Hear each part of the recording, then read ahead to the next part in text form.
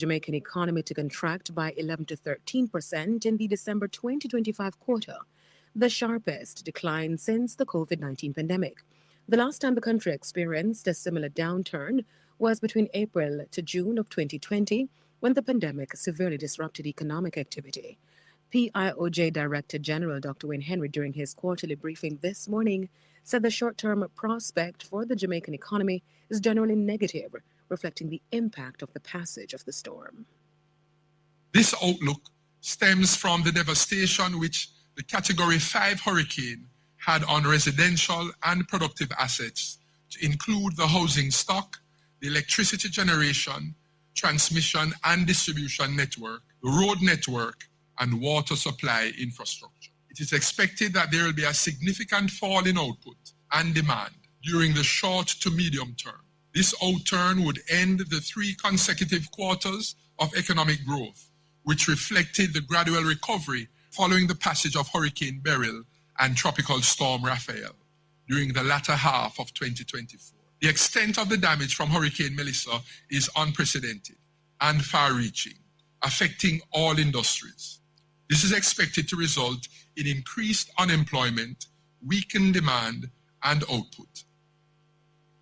Director General of the Planning Institute of Jamaica, Dr. Wayne Henry. Dr. Henry explained that the expected economic contraction for October to December 2025 is primarily expected to be transmitted through agriculture and tourism.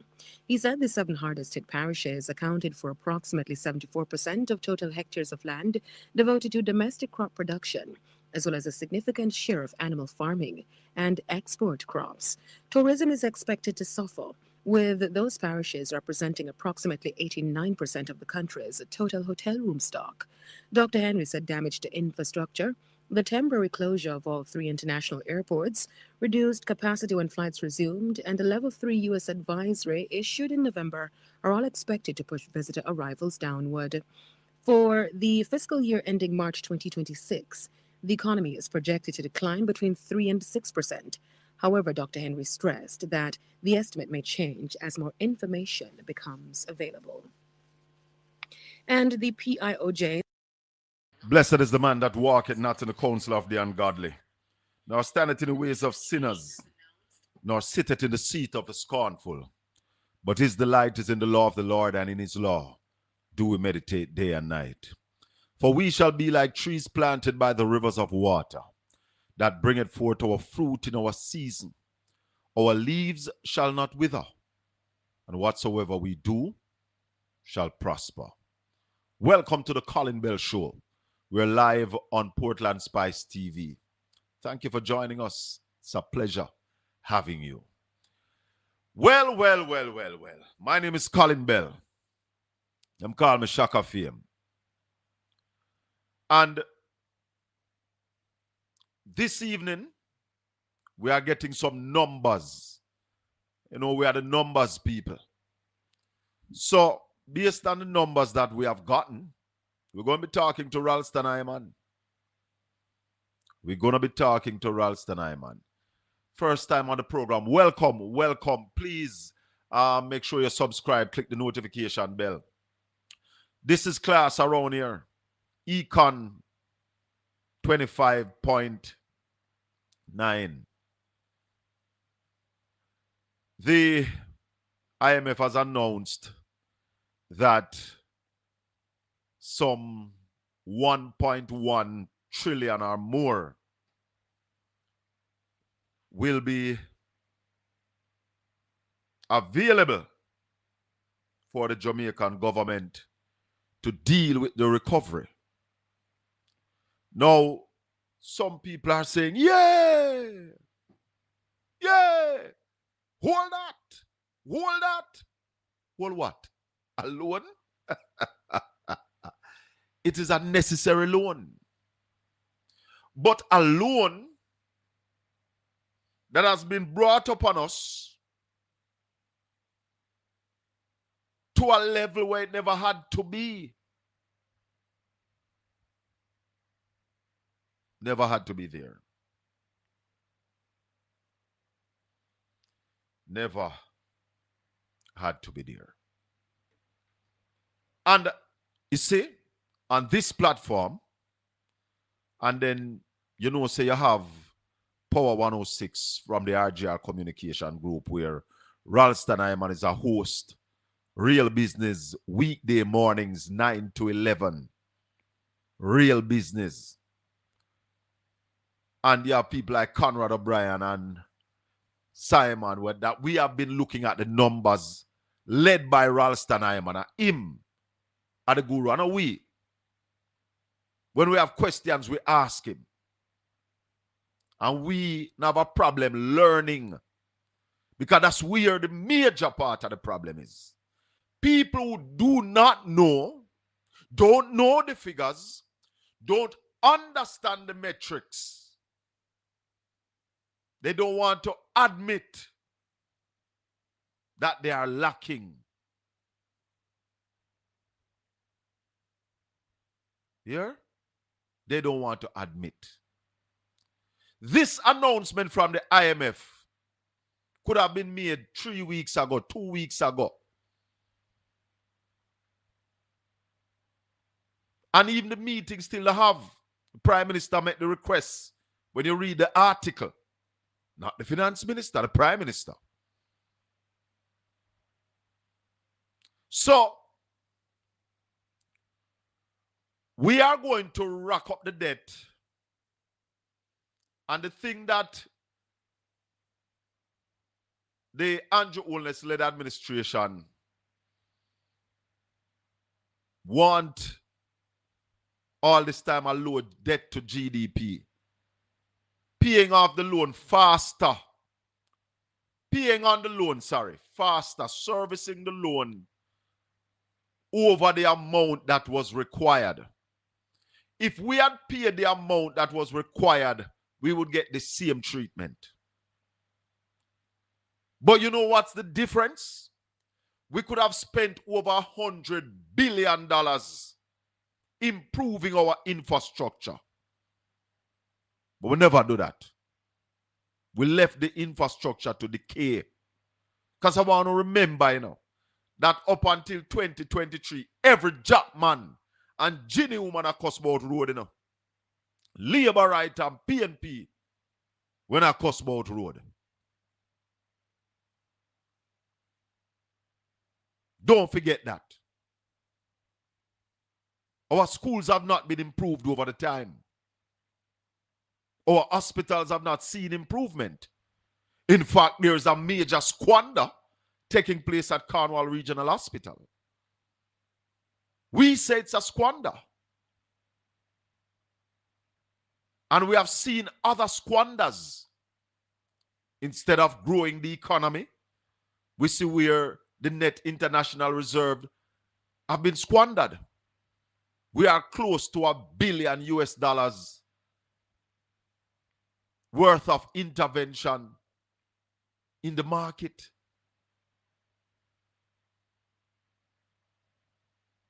So hey, this government, this Andrew Holness-led administration, have had the most fiscal space of any administration in this country. No administration has had access to the amount of money that this government had. And what we're trying to say to the Jamaican people, instead of using it to better your lives, the Andrew Holness-led administration used that space, that fiscal space, to fatten their wealthy friends, the wealthy banks. Because when you're supposed to pay $35 billion to the bank, that's your debt payment with due. You have to pay $35 billion. And you pay $51 billion. $14 billion more than you needed to have paid. You know how much house that could have built? You know how much school that could have renovated? And you have some people don't understand that. They don't challenge us. Because it's figures and liars figures out things, but figures don't lie. Figures don't lie. The raw data don't lie. And everybody who watch this program and listen to Ralston, tell me if you hear any other figures anywhere else. Because there are no other figures, you know. There are no other figures. Any other figures is a liar figure. But not the figures that don't lie.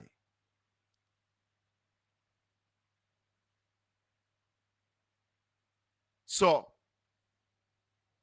we have been always saying it. Spend the money, drive the economy. And then, even in this time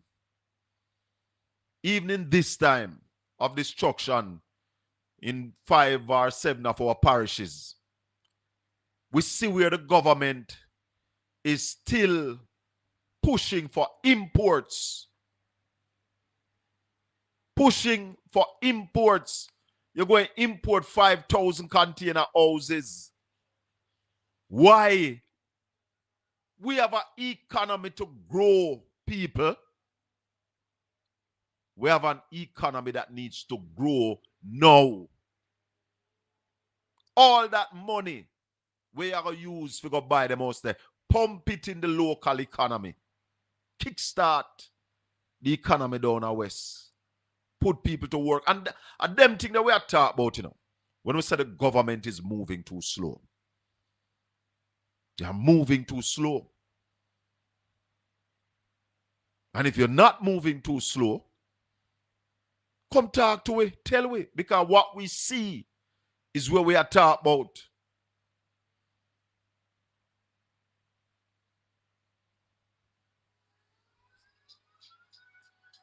Let me tell you something. This is not about politics. You all need to understand. And when I say you all need to understand, include the Prime Minister of Jamaica. This cannot be about politics. Why are you so timid? You just won the election. This is now about the people.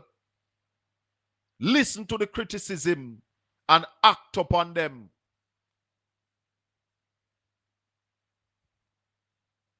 You have time for hear about you are going to go toe to toe. You're Prime Minister. You're Prime Minister. You're bigger than that. If every dog bark, you bark to, you're going to start sound like dog. Every little dog run, come out. How, you go, how to. Then you're not turn dog to. Hey, tell up. Caught up yourself, Mr. Prime Minister. You are my Prime Minister. I want to see you succeed. So I now go sit down and tell you no lie. Those around you are the biggest set of liars. The people them where they around you, Mr. Prime Minister. The cheerleader them, they are the biggest set of liars. They lie to you every day. Tell you that you're doing well. No, it's not well out there. It's not well out there. It's not well. Come talk to me, answer questions. Legitimate questions. And then you will see where you're at. If you get to a stage where you can't answer the question, you realize something lacking. Ask the Director General of ADPEM. He knows there's something lacking because when I'm sitting in front of Crawford and simple maths question, simple numbers question, when he present the question and they were analyzed, the man realized, say, yo, 20%, that can be true. That can be true. So, Mr. Prime Minister, you need to look on them thing there, sir. You need to look on them thing there. The Prime Minister of Jamaica, my Prime Minister, my Prime Minister. And it is one thing that you will see about me. Me not afraid of nobody. All who want talk, make me one. Me will go with you toe to toe. Every nonsense you talk, I will respond to it. And as you would have seen with the government, man come out with foolishness, we respond, not go so. Yeah.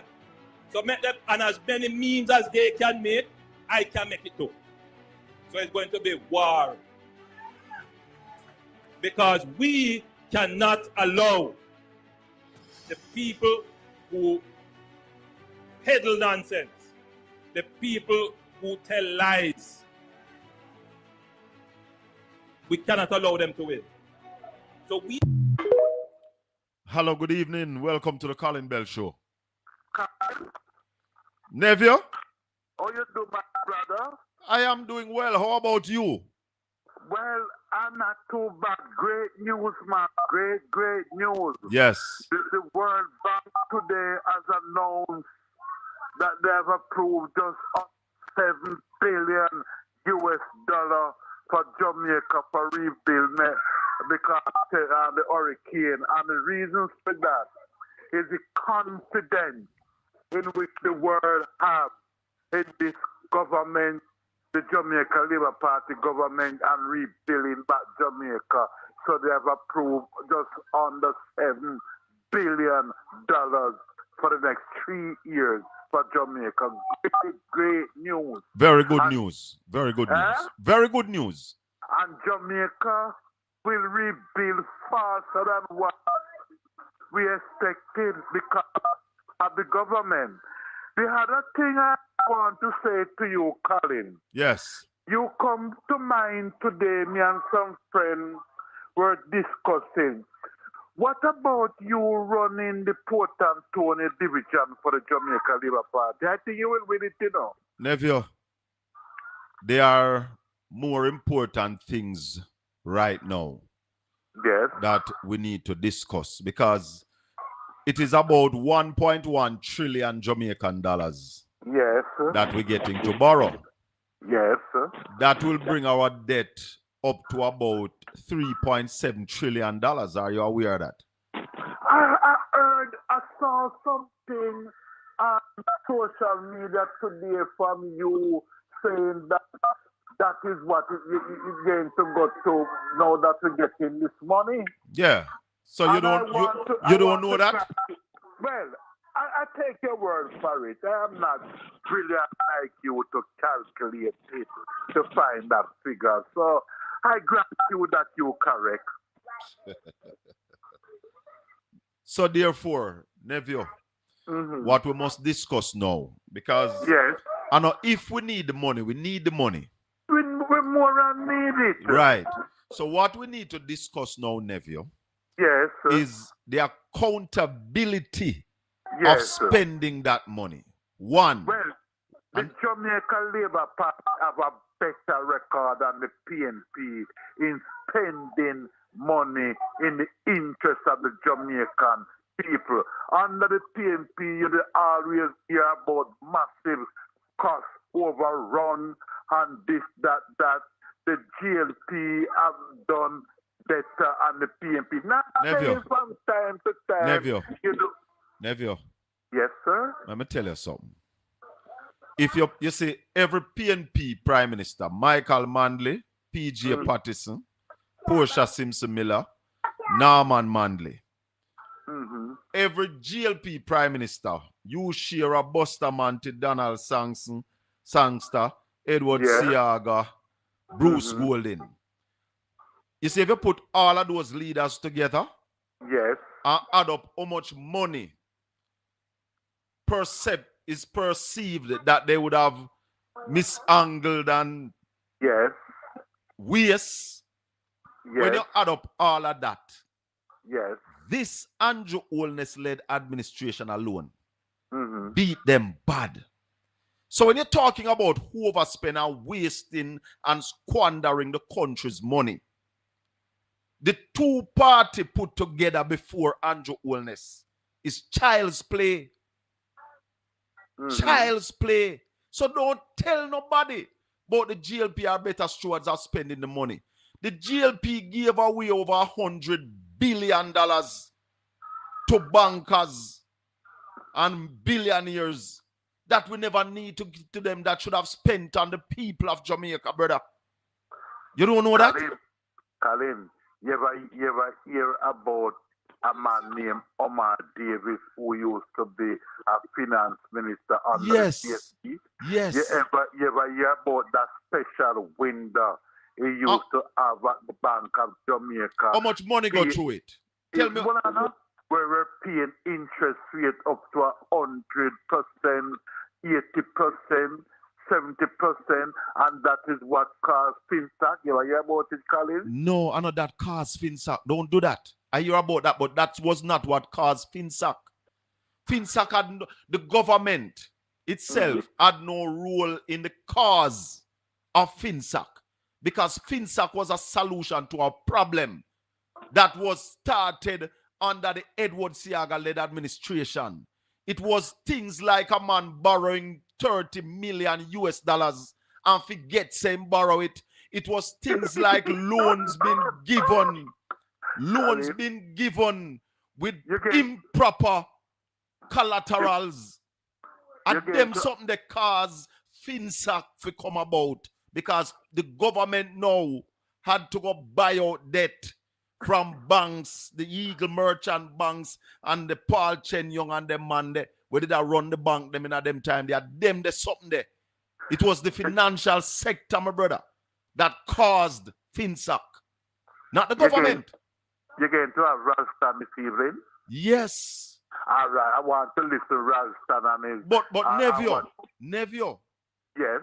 When the government spent, are you aware that the government spent over $100 billion overpaying on the debt? I heard you and Ralston with it. You believe it? I believe. Then you think that makes sense, Nevio? You think that it good? That a good thing? I heard you guys is saying that is money they never need to pay the debt. They could use it for infrastructure. Yes. Hello? Yes, Nevio. We're there here. We get a blip in the current, but we're there here. I heard you guys with it, but at the same time, when you pay down the debt, the more money you have to spend. No, you have more money for Nevio. The debt that was due between April and August, right, was $35 billion. Yes. That's how we owe. That's how we due for pay. Instead of paying $35 billion, the government paid $51 billion. 14 billion more. Now that 14 billion, Nevio, should have come in at the economy. Yeah? And help pump up the economy. And therefore, they have been doing that since 2016. Remember, the Prime Minister promised 10,000 social house. You remember that? I'm not going to dispute that, yes, if you never need to, you could use it for infrastructure. Exactly. I'm not going to dispute. Let me ask you something, Nevio. Let me ask you something. You think the Jamaican people living so well and comfortable that the government should have spent $14 billion paying more than they need to pay? The Jamaican people just returned back this government for its third term. That's not the question. You think the people are living well? I tell you that they are satisfied with the policy of the government. Okay, well, you say that. That's satisfied the policy. Anyway, I want to hear what Ralston has to say about. All right, cool. Yeah, all right. Yeah. Marshy. Just ask me the other question for me. Colin. Yeah, man. May I hear you? But in Ghana. Yeah, in Ghana? Yeah, man. No, me never want him going, man. Because me want him tell you why the government spends so much money. The JLP government spends so much money to investigate the FinSac debacle and then campaign against it. And when them get the result, them hide it. Them think it's hard to read it out, make people hear. You see, there's a lot of people don't understand that the government had no role in the meltdown of the financial sector. You know? No, they don't understand FinSac. They think FinSac is the problem, while FinSac was the solution. But you see, the JLP deal with that thing and cause some of them supporters to be a compulsory done because them have the information in them phone, you know. But they fail to go in at the phone and get the information. Listen, Marsh, Yes. there's a saying that says, there is none so blind more than those he who who fail to see. refuse to see. To see, yes, Yeah, yes, he yes. refuse. No, these guys, you see, have two narratives that they carry. They talk about Finsack and they talk about Trafigura. Yes. Trafigura did not cost Jamaica 1 cent. No. Not 1 red cent. Right. But Colin, they dwell on Trafigura and they dwell on Finsack. But guess what they don't do? And I blame the PNP for this. Not one of them don't want to talk about man at Celso and Philip. But look here, Who spend the money to man at Celso and Philip for them to overlook the case with Dodos? Who spend that money? Nobody no want to, and it cost Bruce Golden his prime ministership. Cost Bruce Golden in career. In career, Yeah, right? career. And they don't want to talk about it. But the thing I just want to say to you, I hear the prime minister a trace of people and talking about me not afraid of nobody. I hear to tell the prime minister that he is lying. He's afraid of Delano C, right? And he's afraid as Christopher Tufton because his job is on the line. Oh, yes. And it's one of them go and get it. Me think of the only journalists them in afraid of. Because I know afraid of journalists them. You see that? Some people in the JLP, in the hierarchy of the JLP, in afraid of them because they want to get rid of him. And him don't even know that. Well, let me tell you something, Marshy. The IMF, World Bank, everybody come together. And about $7 billion US in loan. Mm-hmm. Now, there was a call for a broad-based committee to be set up that would oversee the reconstruction. Mm-hmm. And the Prime Minister refuses to do any such thing. Mm-hmm. And here comes the ton load. And some people talking about the PNP.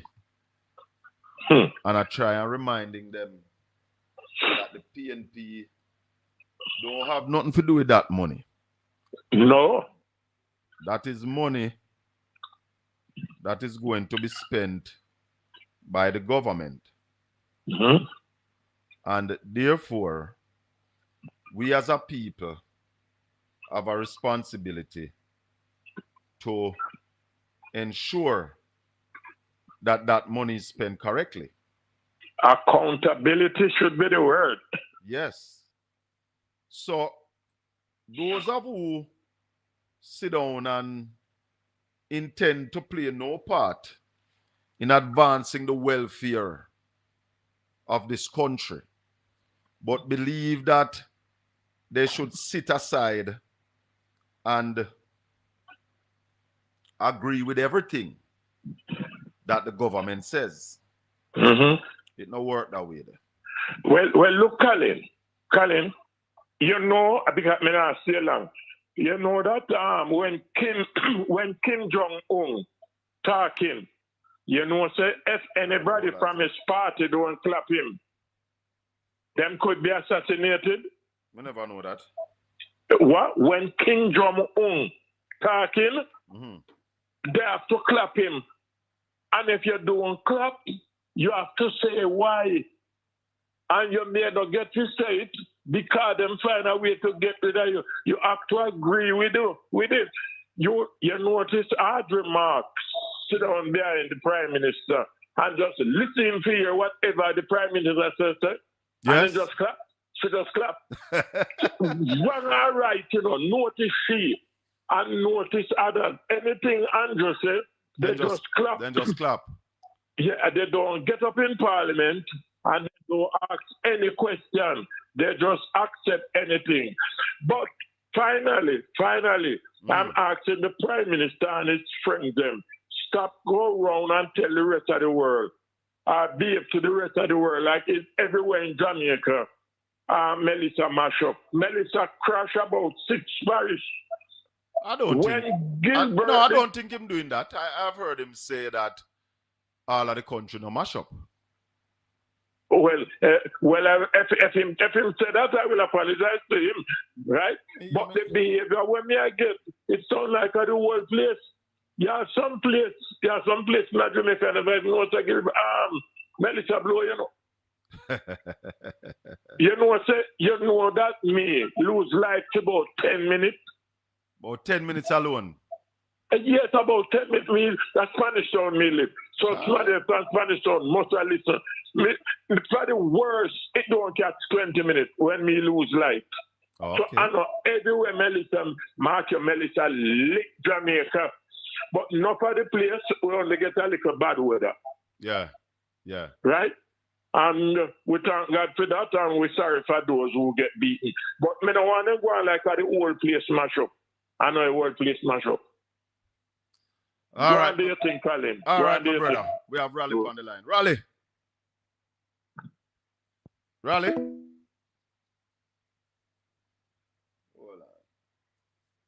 Hold on. We have the last rally. Look like we lose everything. We had everything up a while ago. Look like we lost everything. Let's get back online. Because we had Raleigh on the phone a while ago, but seems like we lost him. Let's call back Ralston and sort it out. It is going to be a rough ride. It is going to be a rough ride. Hold on, I don't know what happened a while ago. It is going to be a rough ride.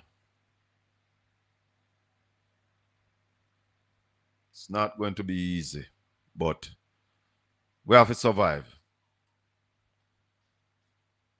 We have to survive.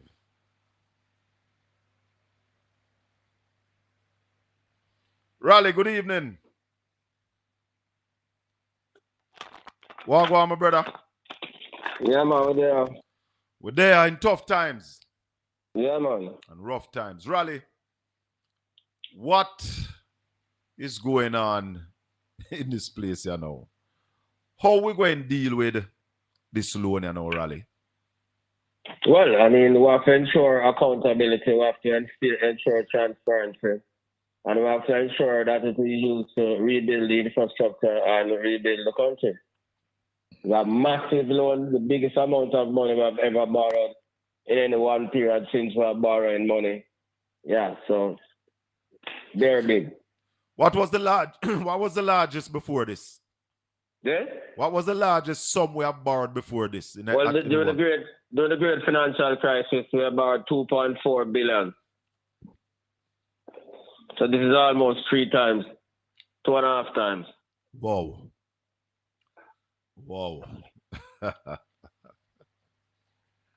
Raleigh, is it something for us to celebrate, or is it a somber moment? No, it's not. Because it's not free money. It's money that we have to pay back. It's a loan. We already have a very high debt burden, and we already have the lowest per capita GDP in Latin America and the Caribbean, apart from Haiti. This money is not to take us forward. It's for reconstruction, to get us back to where we were. So it means that we'll have to accelerate growth, produce more, export more. In other words, a national economic recovery plan based on import substitution and exports is essential in order to deal with this problem that generations will have to face. And it wasn't necessary. It wasn't necessary? Why you say that? No. Well, if the government had paid the debt as programmed, looked after the country's infrastructure, focused on growth, even if we got the damage from Melissa, it would have been so great. We'd have a bigger GDP, a more resilient economy, and wouldn't need to borrow so much money. So, what it is that you are talking about, rallies, over the last 9 to 10 years, the government has spent over $100 billion in forward payment on the debt. Yeah, in order to impress the ratings agency to get what Savon Williams and Nigel Clark call an investment grade. So they were managing the economy to get more money to borrow rather than to grow so that we don't need to borrow so much. So And the what if strategy they backfired. no, but what if they said to you, no, it no backfire? Because what you just said, they were driving the economy to borrow to get to a stage where they can borrow more money. Now here Yeah, they but that would are, have to. here But they no, are but that. getting the Mhm. biggest loan the country has ever gotten. But here's the problem. The problem now is that the debt to GDP ratio is going to go back where it's coming from, or even higher.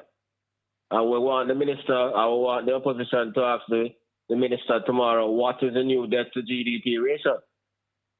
So Raleigh, Because it have to pull it back down from that. The next generation will have to pull it back down from that, you know. but Raleigh, Mm-hmm. 7 billion US dollars. Mm-hmm. They are also saying that the damage is 8.8 billion. Yeah, so you still need more money. So we short 1.8 billion. Yeah, man. Yeah, man. But they will want to spin it, Raleigh, as to say, see, we can get the money for borrow. But the problem with this money that they're getting to borrow, this money is not being borrowed to invest. This money is really borrowed to rebuild. That's the point I'm making to you. And I'm saying to you that the debt to GDP ratio will go back because what they did, they were priding themselves on reducing the debt to GDP ratio so you can get an investment grade. Yes. The point I'm making to you now is that the main thing that they were focusing on, debt to GDP, is now going back to where it was coming from. So it become an exercise in futility and stupidity. We're Raleigh. All right. So you have done your numbers, Raleigh, based on the 41% of GDP that the World Bank and they admit. And then, all right, hold on. And for the benefit of the trolls, that is what they say in the release from the IMF. What they said, with damages estimated at US 8.8 billion, recovery requires significant resources and long-term investments. So all the trolls who were questioning, all of the 5 agencies say the same thing now. So hold on, Raleigh. 8.8 billion, equivalent to 41% of GDP. Mm-hmm. So GDP is now down to under $2 trillion. Yeah, and by the way, they also said it was 2024 GDP they were talking about. Just like we said, because it couldn't be talking about 2025. Because Right. 2025 hasn't been produced yet. Yes. So we were spot on again. So your calculation that as of the day after the hurricane, our debt is back to 115%, still stands. Yeah, man. Then we'll go further, Raleigh. It could be, go ahead. We are going to go further. Yeah. With this loan now, what are your projections? And remember, we as a people, projection now. We could hit 130, For- 131%. Because if they are going to draw down the money over a 3-year period, and you bring it down to Jamaican dollars, that's like 336 million Jamaican dollars this year will be added to the debt. So the debt will now move up to 2.5 trillion. So if you have a debt of 2.5 trillion and a GDP of 1.9 trillion, they can do the math. We're up to 130, 131%. And when we take this entire $1 trillion, if we don't do better than the 0.8% growth, there will be then a deeper trouble. we're going to be looking at anywhere between 164% to 200%. And that will be a big problem for you going out, your children going out, and the grandchildren going out. Really? Massive. But it not have to be bad, Raleigh. Does it have to be bad? Well, it depends on how they use the money. The fact of the matter is that those ratios will remain.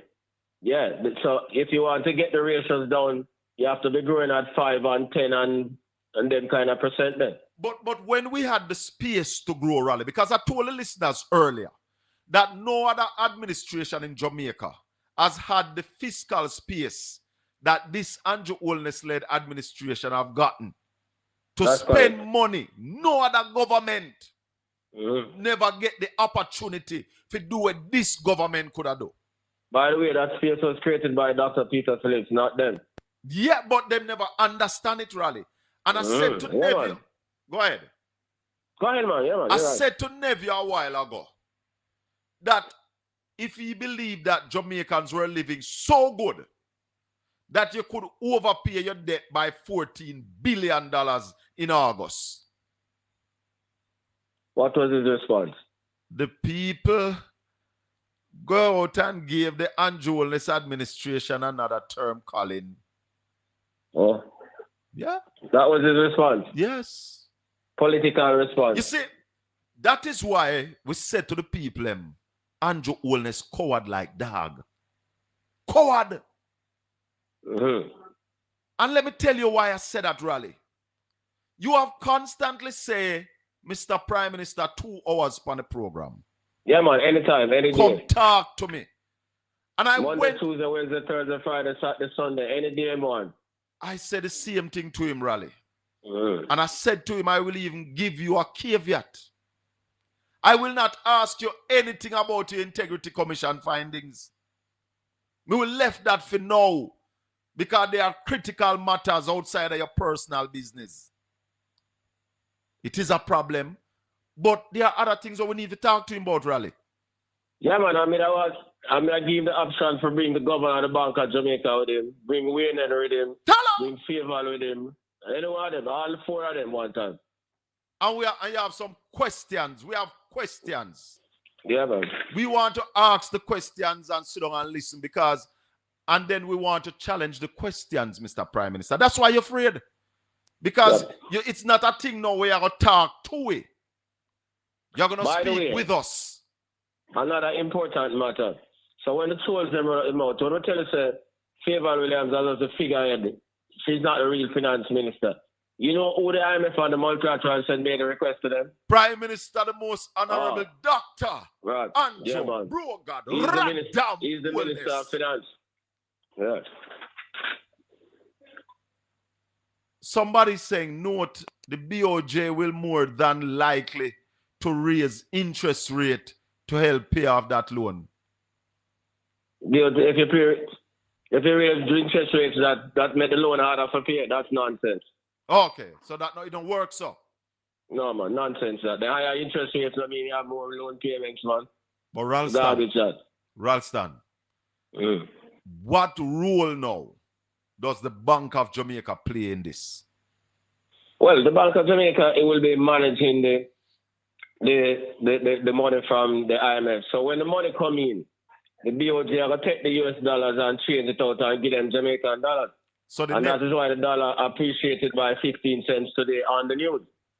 But Ralston, you remember you've been saying that if this IMF deal did close long time, the dollar wouldn't slide so much. The man would not rush the dollar so much. Yeah, but of course. But we said that over a year. And we just said that over power. Yeah, man.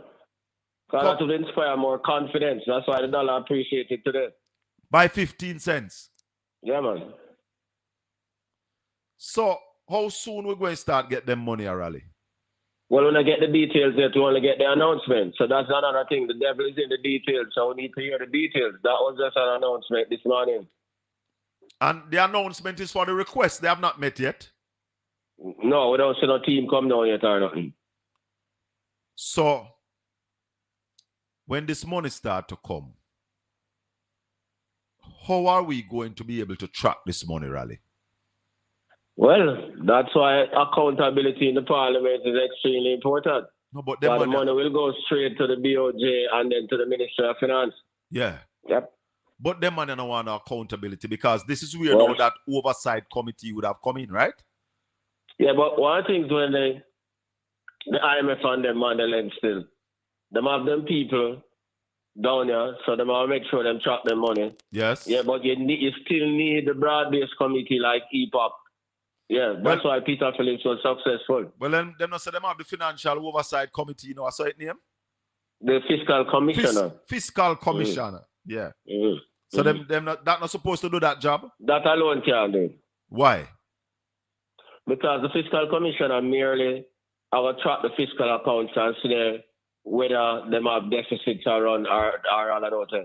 But in terms of the day-to-day nitty-gritty accountability, it never be involved in that. So who's going to do that? The PAAC and the PAC? Yeah, precisely.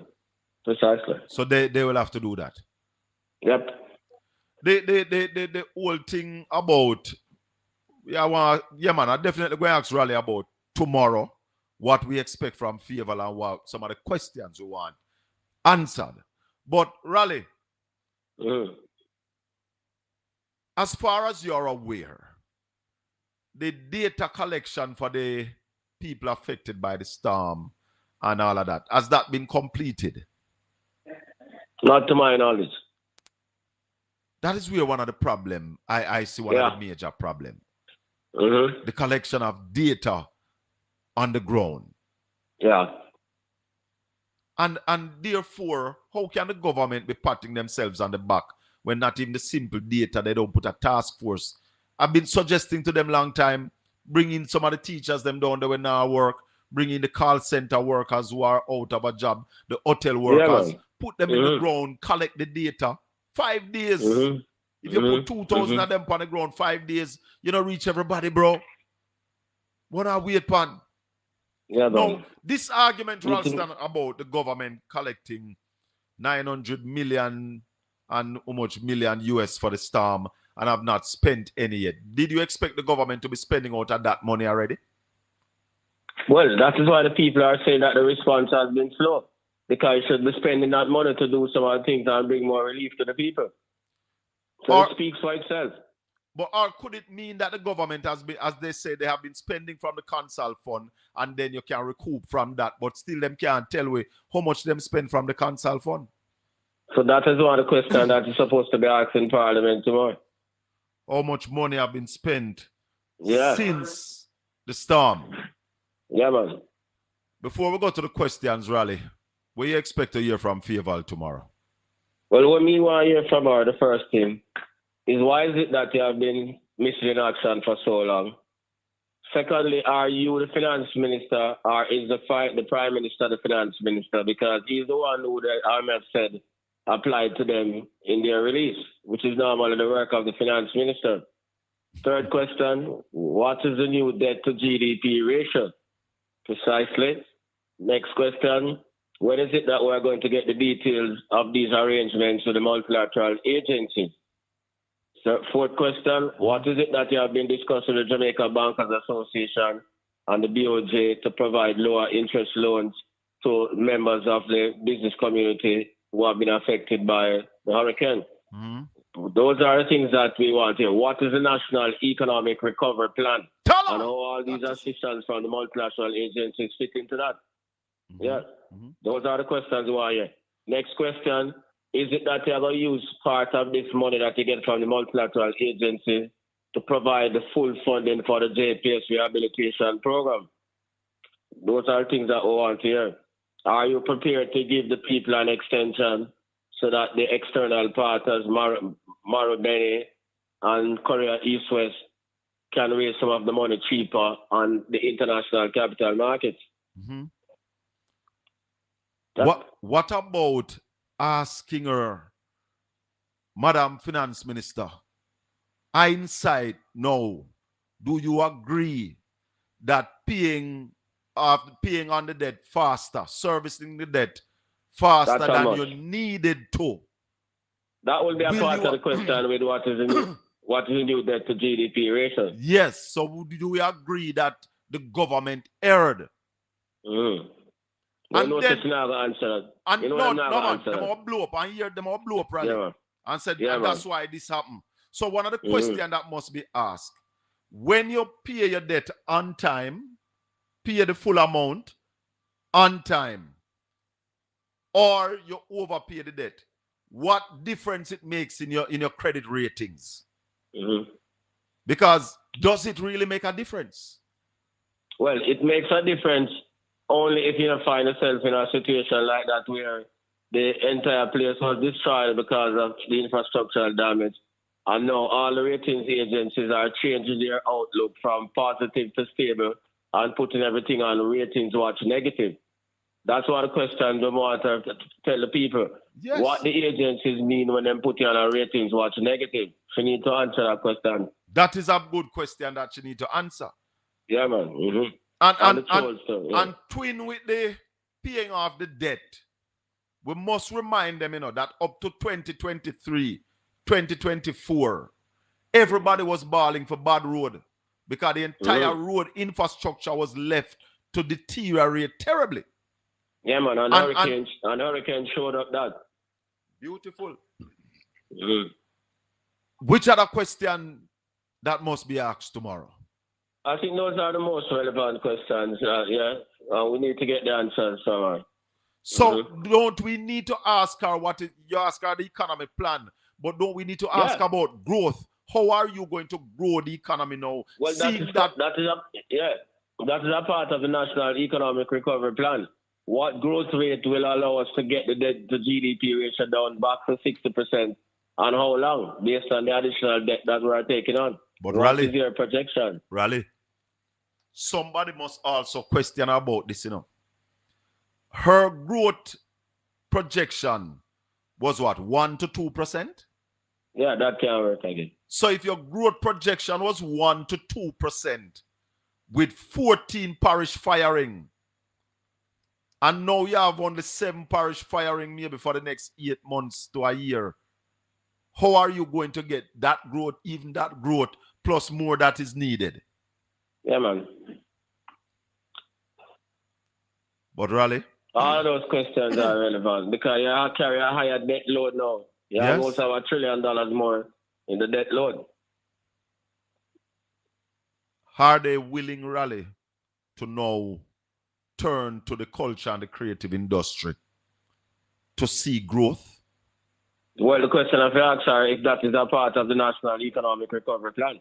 No. That's a question that you need to answer. What I need somebody to ask her if she's aware that the culture and the creative industry can bring in billions of US dollars annually to grow the economy. I want somebody to ask her if they are aware of that fact, that possibility stands. And even with Hurricane Melissa, that has increased our potential in the culture and the creative industry. Where are we going? Yep, you need to explain all of that tomorrow. Ralston, I see people celebrating the loan.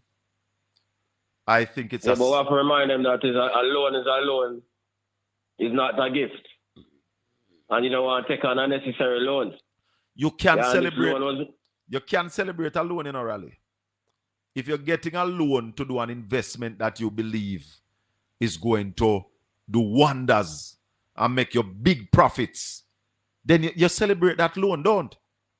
Yeah, but we not celebrate a loan if me mash up my house. That's what I'm coming to know. Yeah. Because this loan, as I said earlier, is not really an investment loan. It's a build back loan, a rebuilding. It's to rebuild what you destroyed. So you put yourself on your next generation under unnecessary burden because you could have avoided that. You could have avoided that burden. So me not celebrate that because a loan, money that you borrow, and you have to go work harder, and the next generation have to go work harder to pay it back. You know who explained that best when me ever hear Ralston? Prime Minister Andrew Holness. The man gave the best explanation when the man said 2010. Yep. There were 2 earthquakes. A 0.7 earthquake hit Haiti and a 0.87 hit Chile.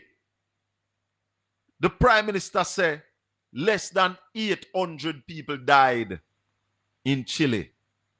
with a bigger earthquake. And over 300,000 died in Haiti with a smaller earthquake. And the Prime Minister went on to explain infrastructure. Why? He explained why and talk about the quality of the infrastructure. Correct. Prime Minister, you had promised 10,000 social housing. I am saying to you that at least 3,000 of that to the building on West is 3,000 less house with a mash up. So I don't know. Let me tell you something. For the two of them, J. Arthur Brown, the man who is widely reputed to be Jamaica's greatest central banker, in 1992, he told me, Ralston, it's always nice when you get money for borrow. You when the problem come, when you need to pay it back. So how is Jamaica going to pay back this loan rally? That is what Favour Williams must tell us tomorrow. May I ask you now? Help Favour, how? Well, the only way we'll be able to pay back this money if we use it for the right purposes, increase production and productivity, both for the domestic and export markets. So that would mean you have to invest more in agriculture. You have to invest more in the rural infrastructure network. So we're talking about bridge, we're talking about road. You have to invest more in education. The man also give them a grant for investing in research and development and new technology. You have to make sure so the energy grid come back as quickly as possible. You have to invest in a renewable energy. When you bring back the energy grid, you have to make sure so the LNG now come off on a ship in the ocean, where you have to take off of the ocean and put a safe harbor when the hurricane will come. All those things. Yeah. Yep. And the creative industry, you have to invest in the creative industry because all these loans are in foreign exchange and 62% of Jamaica's debt is already in foreign exchange. So you take on more foreign exchange debt, so you need to earn and save more foreign exchange. Simple. What is our deficit now, Ralston? The trade deficit was 2.9 billion for the first 7 months of this year. 2.9 billion. Yeah, man, billion US dollars. 2.9 billion US dollar trade deficit. Meaning, yeah, man, I remember we are tourism we're importing what? 2.9 billion more than what we're exporting. Correct. So, with that, Ralston, where we'll get the foreign exchange to pay this loan? When we start pay about this money? Well, that's why we say we don't know the details. We know that the IMF facilities are 5-year facilities. And to get the money, so you have to start pay back. Yep, so we need to hear the terms. We don't hear the terms and conditions yet. But the fact of the matter is that you will need to be earning and saving more foreign exchange in order to pay back these loans. If you're just joining us, we're talking to Ralston Hyman, the #1 financial analyst anywhere in this side of the world. Yeah? And we're talking about Jamaica's just getting an announcement out of the multilaterals that we will be borrowing about close to $7 billion US dollars, make that over $1 trillion Jamaican dollars to deal with our recovery. The truth is that they said that the damage is $8.8 billion. However, getting this money would be a quick start. Is there any possibility for still a quick start, Ralston? Yeah, man, because the rapid financing instrument, them distributed as quickly as possible as soon as the team them come down under the assessment. Yeah, so we need the minister to tell us that tomorrow. But really, when the team will come down, come meet with her team and all of that. So we need to know that tomorrow. That's man, if you don't tell us, that needs to be asked when the team coming down. But Raleigh, hear my concern. Because some people are rate up this government here. But when you look on the data, me not see the ratings. This government has been unable to spend their capital budget over the last, 10 years, 9 years, 8 years? Yeah, man. Which is one of the reasons why the damage from the hurricane is so great. So, if they have been unable to spend that little capital budget, how are they going to spend this money where I come? Well, all of that the minister needs to tell us tomorrow. Do they possess the capacity? Do they possess the capacity to spend this money in the time period necessary? Well, that's a good question that the people need to ask tomorrow. What will change in order to allow you to spend the money on time? What is it that you are going to do with the procurement process? Are you going to go to emergency procurement? And if so, what is it that you are going to do to prevent corruption and inefficiency? All those questions need to be answered. I see problem. I don't know if you see it. Them say we preach doom and gloom, but I see problem. Yeah, man. And that is why a broad-based national committee is important. What would that broad-based committee do now with this in this environment? Well, they do the monitoring, just like how EPOC monitored Peter Phillips and he subjected himself to the monitoring. He never raised no objection. That is how people like Keith Duncan and Richard Biles and the man get famous, you know. Yes. You have to continue to remind the public about that. And that came out of the GLP crashing the economy. The economy, in 2008, coming up to and 2012. Yeah. So the willingness of the IMF and the multilaterals to engage us now had to do with Peter Phillips' faithful sticking to the conditions in 2013 to 16. And putting in the law that certain things couldn't go AY, and that is what kept this administration in line. Yeah, they so had they, to do the they things. inherited that. And then they want to take the praise for it. And the only thing that they have done different is pay more than they need to pay upon the debt. And then crash the country because of the weak infrastructure and then go back to borrow now and put us back where we are coming from. So somebody tell the Prime Minister this. We at Portland Spice TV, we are saying that, Prime Minister, it's your fault why don't our West mash up so bad. Yep. It's a lack of investing in the infrastructure. Why don't our West mash up so bad, Mr. Prime Minister? Right. Yes. And we can tell the trolls that the data is there to prove that the multilateral agency said the bulk of the damage that was done is to infrastructure. How much the government spend on that kind of infrastructure over the last 10 years? Very little. What was the spend? Because the capital budget is always inadequate, and them always spend less than the inadequate capital budget. Never. And Nigel Clark always has a boy, and the procurement process causes it. But Ralston, and then them overpay the debt. If you come in a government in 2016 and you see a procurement system, and for 10 years you can't master, no, you don't have to fix it. Ralston, if we are drive a vehicle and it are pulled to a certain side and it are to behave a certain way, we decide to we are drive it. After you drive for 20 minutes, you conquer that, you know. So you are going to say to me that this government coming up power come see a procurement system. Them not do nothing to fix it. And for 10 years at it, them can't conquer it. Man, no incompetent. Something wrong with you know. Incompetence or a deliberate strategy. Tell her. There you go. Yeah, man. Or a what, Ralston? A deliberate strategy to pay the debt faster rather than invest in capital.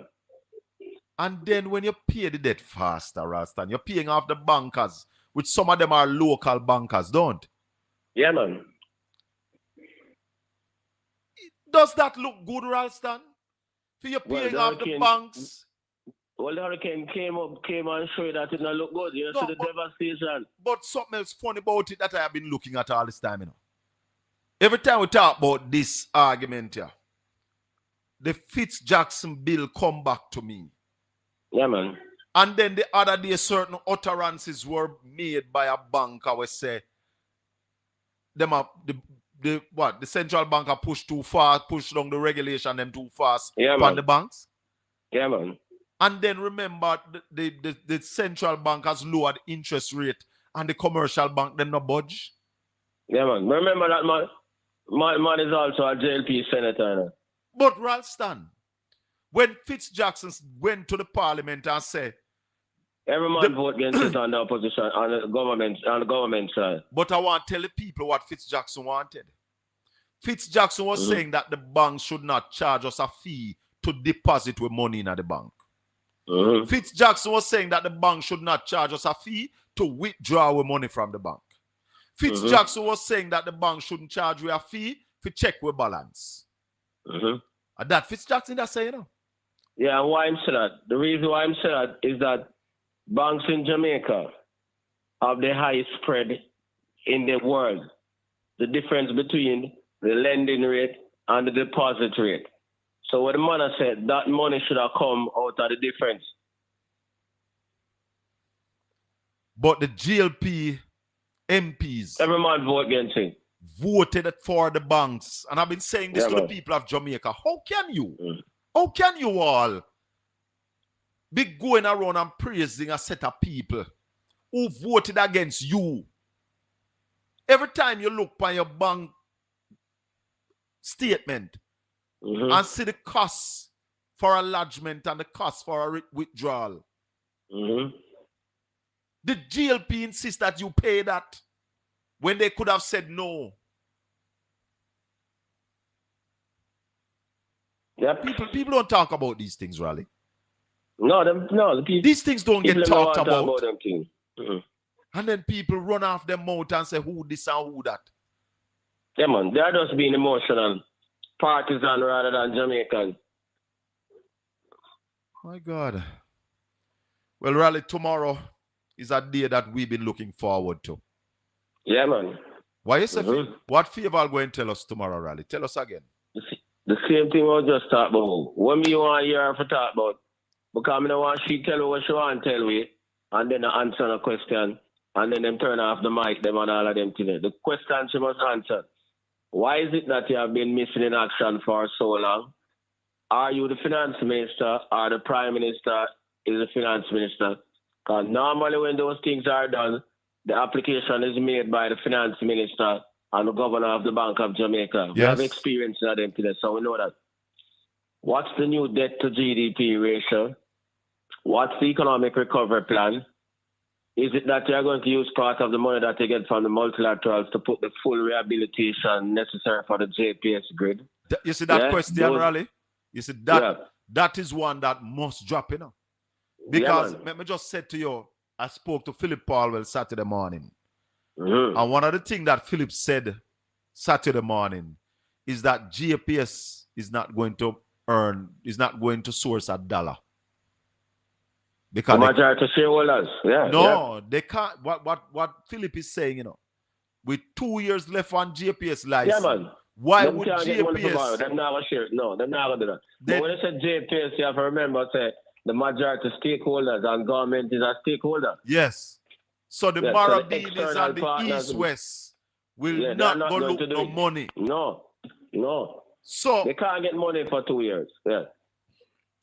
So the government, we want to know. Two options. Them have two options. We want to know which one them are exercise. What are the two options? One, them have to give the man them more time so the man them can bring in some funds, or them have to take it over themselves. So we want to answer that question. And which option them are take? Yeah. And we are suggesting that you extend the man them license. Yep. Because we don't want to hear. Maybe them hear the 7 billion and say we're reaching a rally. I might just, man, love big up them chests and we're not backing up. Not backing up. Yep. We said this. Yep. That's why the question must be answered. Asked and answered. Why was it the Minister of Energy that announced the loan to JPS instead of the Finance Minister? She's still the Finance Minister, so the Prime Minister applies to the multilateral. And the Minister of Finance tell us about JPS. What about you? Are you just a figure? We need to know. See? Yep. I want to hear what are the plans going forward because I'm still a young man and I am concerned now about where Jamaica is going to go. I am very concerned. I want to live on an island where the economy is growing. Yeah, man. I want to hear about what is the National Economic Recovery Plan and the growth strategy. Yeah, man. Want to hear about the growth strategy. What are the projects and programs that you are going to put in place to ensure growth? Yep. If you're not telling about no growth, And It don't make no sense. that is the thing we need to start talking about in a rally. That's the buzzword, you know. If you all were chatting Yeah, about man. growth, how are you going to grow the economy? How Yeah, we are man, going to you have more start debt. see the closing of Since, that trade deficit? yeah, man, and since the debt to GDP ratio is their anchor, if you borrow more money, you have to grow faster. So we need to know what is the growth strategy and what kind of growth rate you're looking at, because that is going to be the anchor for bringing the debt to GDP back in line. All right, Raleigh, I was So we need to know. about to let you go, but a couple of people, because Neville bring up FinSac. And I thought I did a good job of explaining FinSac. But they want to hear you tell Neville what FinSac was, how FinSac came about. All right, that's kind of irrelevant still, but I think so too. Again. Because, as I said, I thought I did a good job explaining it, but obviously not. Yeah, man. Totally irrelevant. But we could go back in it again. Yeah. In 1989, we started to liberalize the economy, right? Under instructions from the same IMF, World Bank, IDB, the Washington Consensus. So, see, I started the program, yeah? Omar Davies came in, continued the program. The country never have no reserves, minus $500 million. The Banking Act, which Omar Davies upgraded, wasn't firm enough at that time to deal with them. So we had banks and building societies, dime a dozen. Yeah, when them tell us and force us to move the controls from foreign exchange, the dollar dropped from 7 to the US1 to 21 to the US1 after Mr. Siaga go over the Bank of Jamaica and tell the people that the exchange rate of a bus because I'm at a bogus exchange rate at 550 to 1. Right? It wasn't a market determined rate. So all that took place, all hell break loose. The banks, as usual, exploited the situation. Yeah, so them have one man have the same collateral at 50 different banks. The banks also invested taxpayers' money and build all kind of building, Crown Plaza up in a Constant Spring, the Guardian building, the Neutral Life building, all them things there. And then when they run out of money, then go to the BOJ and borrow money from the BOJ at that time.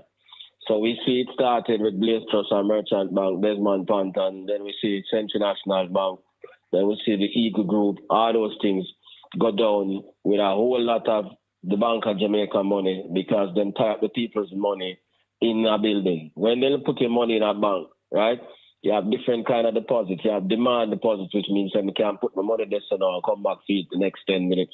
When the people them come back for their money, they don't have no money because all of the money tie up in all kind of something. You have people right across the board, even in government right now, we borrow money and never pay it back. So all them things they cause the FinSac thing to take up. FinSac wasn't the problem. FinSac was the vehicle that was created by Omar Davies in 1997, January, headed by Dr. Bannick. And what they must do is to take the bad debts from the banks and take the assets and sell the assets in order to get back the taxpayers' money. Nobody lost their money during FinSac. Everybody get back their money and their insurance policy. The taxpayers had to hug up $140 billion, 40% of GDP in losses. But despite FinSac by 2007, and we need them people, especially the trolls, Neville and them man, to explain this to the public. The debt to GDP ratio was 262% in 1989. How come off of FinSac, Omar Davies get it down to 115%? The last time the economy grew by 3% was in 2007. Inflation was 5% in 2007. Unemployment was 9%. Poverty was 9%. That's the last time we get 3% growth. What happened after 2007? JLP come in 2012. Debt gone up to 147% of GDP. Reserves dropped from $2.4 billion to under $1 billion. The current account deficit jumped to 13% of GDP. The fiscal deficit 6.75% of GDP. The overall public sector deficit 10.75% of GDP. And Jamaica get locked out of the international capital market after taking $2.4 billion from the IMF and never did anything that they were supposed to do. Peter Phillips have to walk with him resignation every single day. Imam Posha have to go to Maxine Waters and Black Caucus to get them to help us. And that is how EPOC was created. Simple. That's the story. So, you want more than that? There you have it. And I went further, Alston, because I tell them that one of the problem was when people get loan with collaterals whenever ready. When But people that borrow, you have man have the same collateral as 50 different banks. and people borrow 30 million US dollars and say they forgot. Yeah, man. People in government borrow money. Government now and government before borrowed money and not pay it back. And that is why you can't get no FinSac report. In short, that's the main thing we have to say. How come the JLP not put for 14 years and then can't release no FinSac report? After all of this thing about releasing FinSac report. And the man who them target as the victim, him right and tell the observers so the best solution is for the JLP administration to release the FinSac report. Them can't release it. Yeah, precisely. Because and them know why them can't release it. So foolishness that. But I come with that, nigga. Raleigh. Yeah. Tomorrow we're looking forward to Minister Favour Williams. Yeah, man. Give thanks, my brother. We'll talk. Well, where is the dollar today? You said the dollar gained 15 cents today. $161.05. Yeah, on the news that they might get money to borrow from international sources. It means more foreign exchange for the BOJ will flow. And you think that what the minister will say tomorrow will spur a little more confidence if she said the right things? Well, if she said the right thing, I make any sense. I'll answer the question then. Thank you, my brother. One love. We'll talk. All right. Listen. Yeah, man. Cool. Ralston, I man. The best. The best. Round here, so. Like it or not. Like him or not.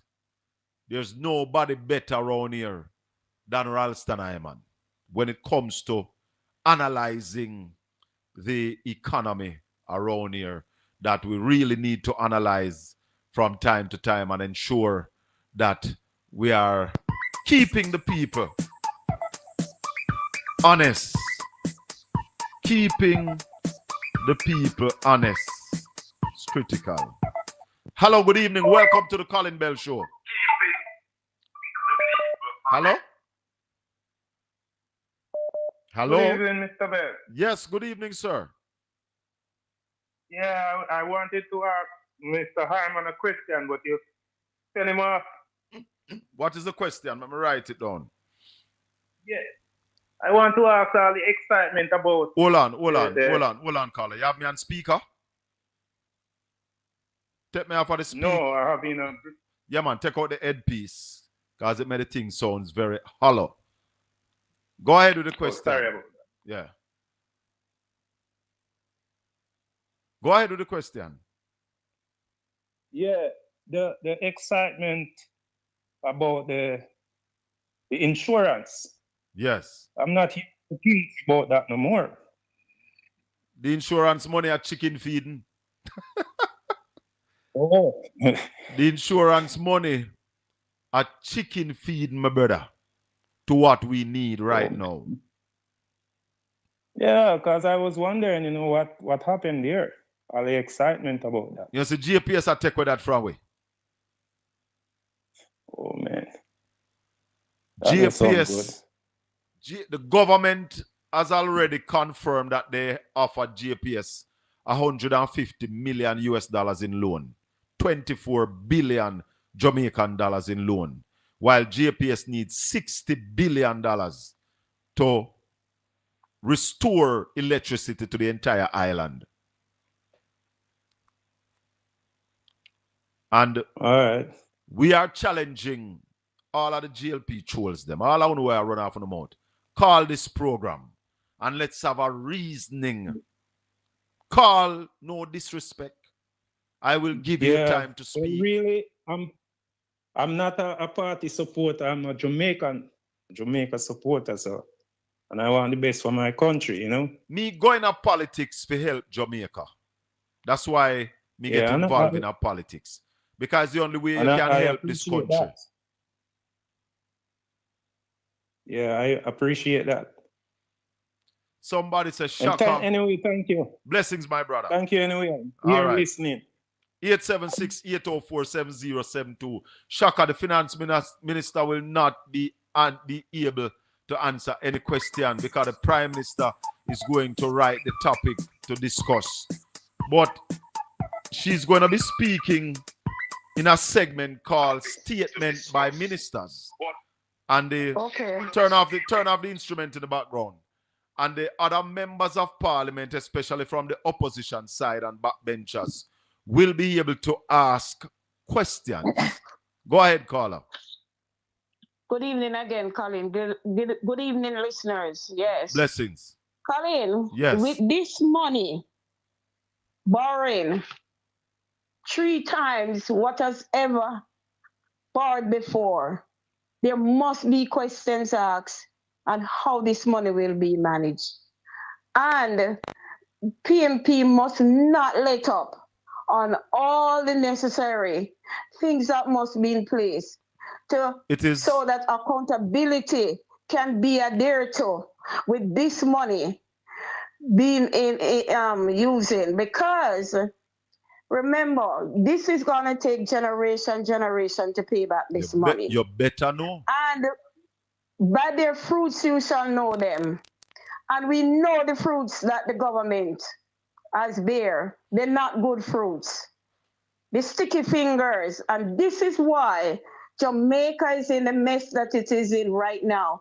Because persons keep using money free-handedly for different reasons and no accountability. And the Prime Minister himself has done these things, so, and this is why he could not speak to any member of his government concerning this issue.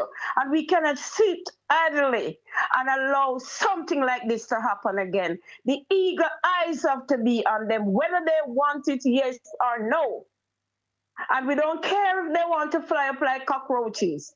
We are going to defend Jamaica, the cause of Jamaica, and to grow the economy and to build back. It can happen, but with good usage and balancing of the funds. Colin, listen. I talked to a member of family today. That member family is not even 40 years old yet and is doing well in America, and wish that she could have come to Jamaica and invest. And when she heard about SSL, she changed her mind. She said, no, I work hard for my money. I said, you know where she's investing now? In Ghana. Ghana, Africa. Yes, Ghana. And a lot of people are going different countries, finding different ways, because there's a lot of people here who wants to go home, who wants to spend their money, would like to invest in their country. I know. How can they do that when you have a bank like NCB scraping out people money, no answers, SSL, another Ponzi scheme here, there, and everywhere, and the Prime Minister says nothing? How can something like this happen and he don't want you to open him out? He's going to tell you that he will war. He will war you. How can something like this happen? Then you come in like you never worked in your life before, because everything is gone. It's bad. People want to come to invest in their country. Well, how can they with a government like that? To be honest, we call it thief, because it's white collar crime they are committing out there, putting the money here and putting the money here and there and there. This time, it's going to be accountable whether they want it, yes or no. We don't care whether they want to open them out wide. We are going to do what we have to the people. Wake up. I want to say something to you, Carla. Coffee. I want to say something to you. Wake up and smell the coffee. It's your generation coming down the line who has nothing to do with this. We'll have to pay it back. Remember that. Well, I want to say this to you, Carla. Carla. Will not be better. Carla. All right. Thank you, Colin. Blessings. It is not just the PNP that must hold the government accountable. All Jamaicans must come together and hold the government accountable.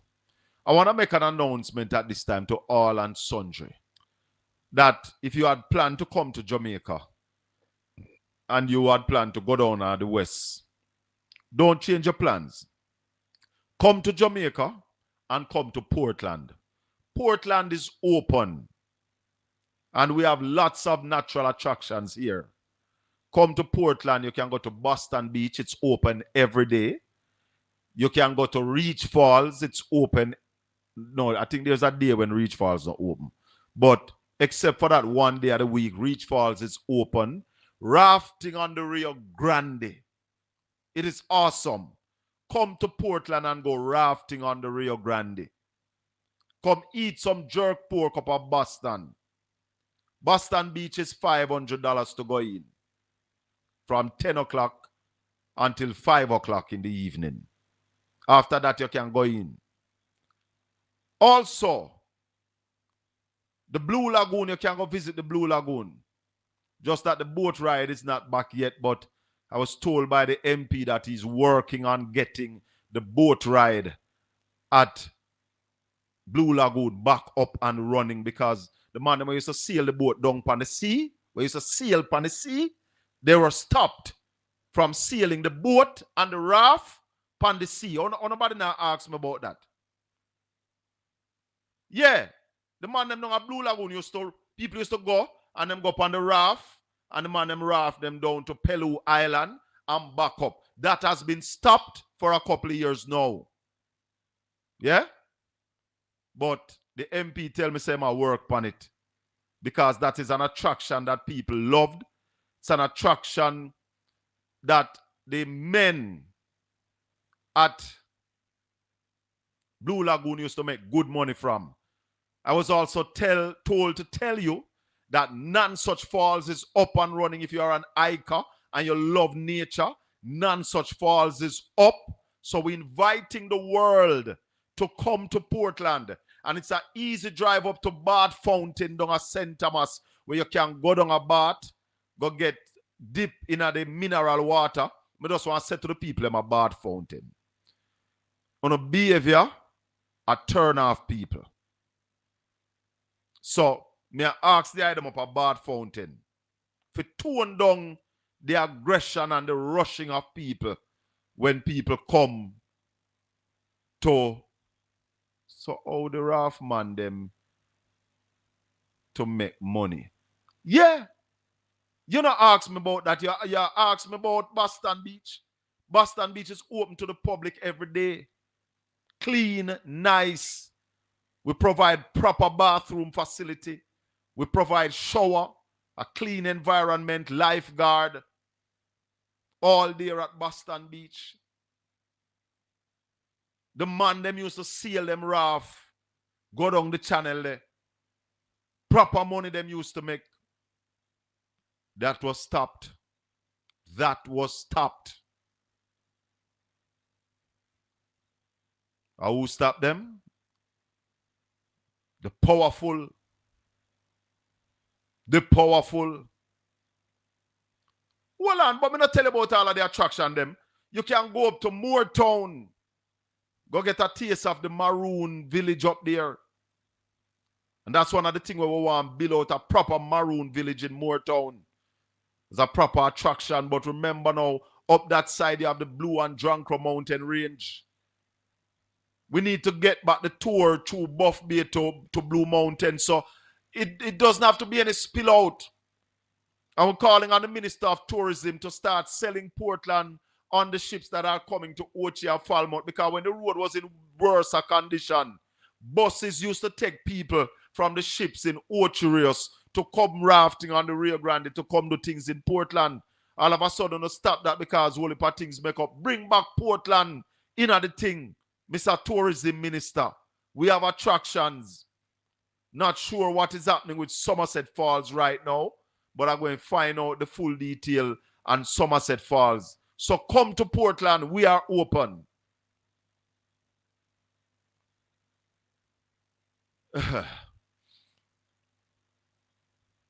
Let me tell you this. Life is good. And it is good when you are at peace with yourself.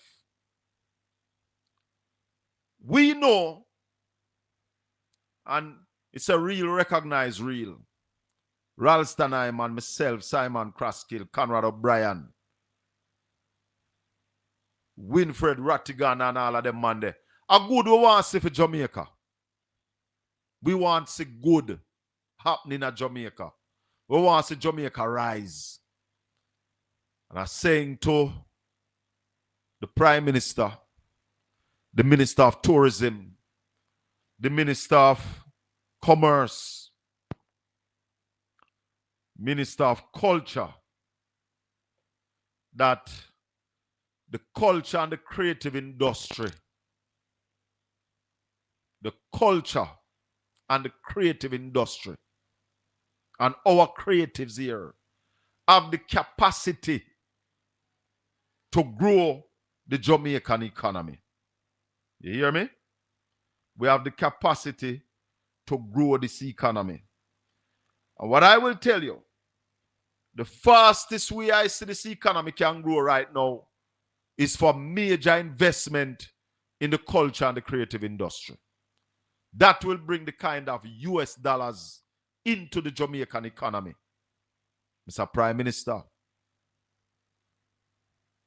invest 45 to 50 billion Jamaican dollars in the culture and the creative industry. Invest that over 3 years. And I guarantee you, by year 3, going into the end of year 4, we are looking upon $7 billion, $7 billion coming in to Jamaica annually from the culture and the creative industry. We know how to do it.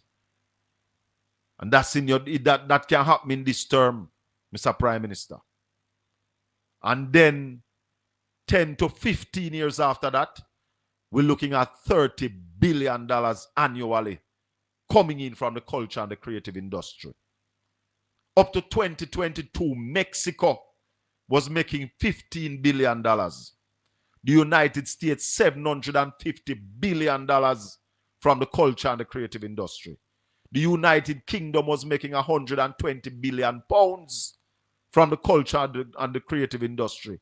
India was making $125 billion annually from this sector. So me I tell you now that the possibilities are endless and we can make it happen. But the Prime Minister have to be willing and ready. Have to be willing. Can't be that you don't have no idea and you just sit down and I make the country a run aground, and we've been telling you in a long time. Conrad O'Brien, Wagwan. Hey, Colin here, my brother. You're live on the air. Where I say? Me there, me there. I listen, I burn some fire and I listen to Iron Rally. I speak truth to power as we do, no matter who the guy is. That is it. The truth and nothing but the truth. So help us, God. Absolutely. You know, Colin, let me hear all the viewers and listeners to Portland Spice TV. Colin, listen. Today I had an interview with Stacey Knight, you know, and boy, it was revealing.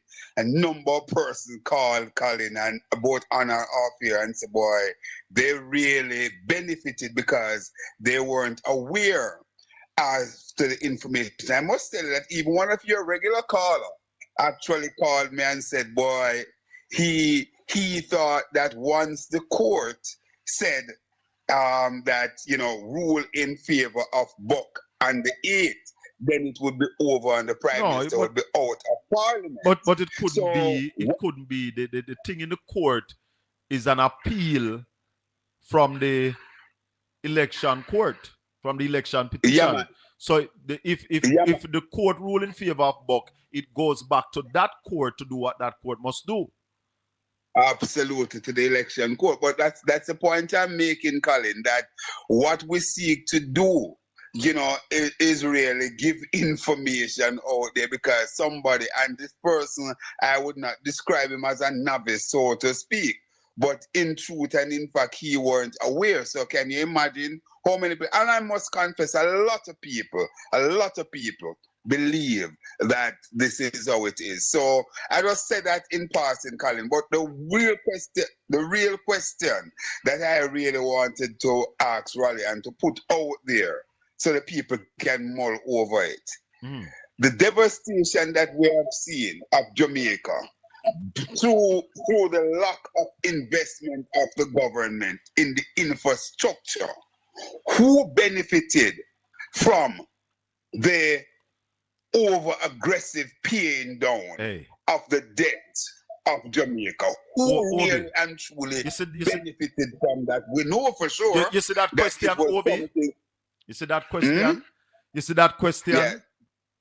Is Yes. something that needs to be investigated, not even just interrogate, but investigate properly. Because I can't see it. Somebody must be getting some kickback somewhere. Boy, Colin, it boggles the mind because here it is. You want to go, you should be going for growth. As we opine over and over and over and over, that listen, the fastest way to move the Jamaican economy or to move an economy forward is really to invest in mega infrastructural programs. And we could have invest in quite a few of those programs, Colin, our infrastructure, including a major hub, which is our education sector in terms of our school plants. We saw what happened with a number of our school plants, Colin, that were used for shelter. Yes. And those shelter themselves needed a shelter. Hallelujah. Tell her. You know, so I don't know, Colin. I don't know. And Raleigh put some very, very interesting thing on the platform in terms of question that he would like to hear. Ask tomorrow in the parliament and for the minister to address them, Colin. So too, and it's just such a sad situation, Colin, that a number of us are not getting the people who we're paying to come on programs to basically answer questions. I have been trying ad nauseum, and I know that the surrogates listening. I have been trying ad nauseum, and indeed I spoke to Minister Green this morning. I spoke to him this morning. During the conversation, the call dropped. So I was trying to confirm him to come on with me today. And, I don't get him. I've been trying ever since, just before I come on here with you.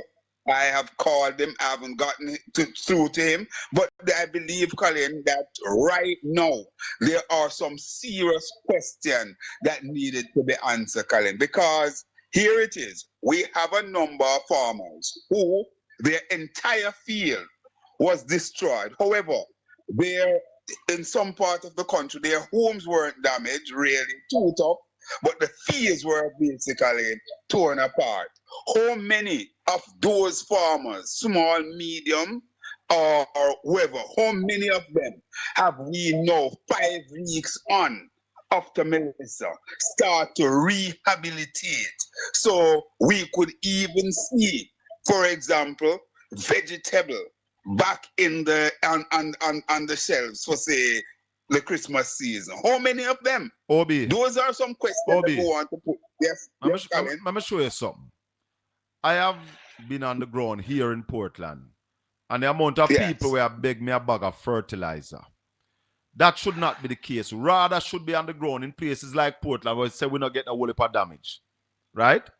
To ensuring that the farmers are out there. Farmers shouldn't have space to beg no fertilizer. Them should have get fertilizer. Them should have get seeds. Them should have get the attention, and they are not getting it. That's the point, Colin. And these are the questions that we want to put to the minister. We want to also say to the minister that, listen, the agency under you are not operating efficiently.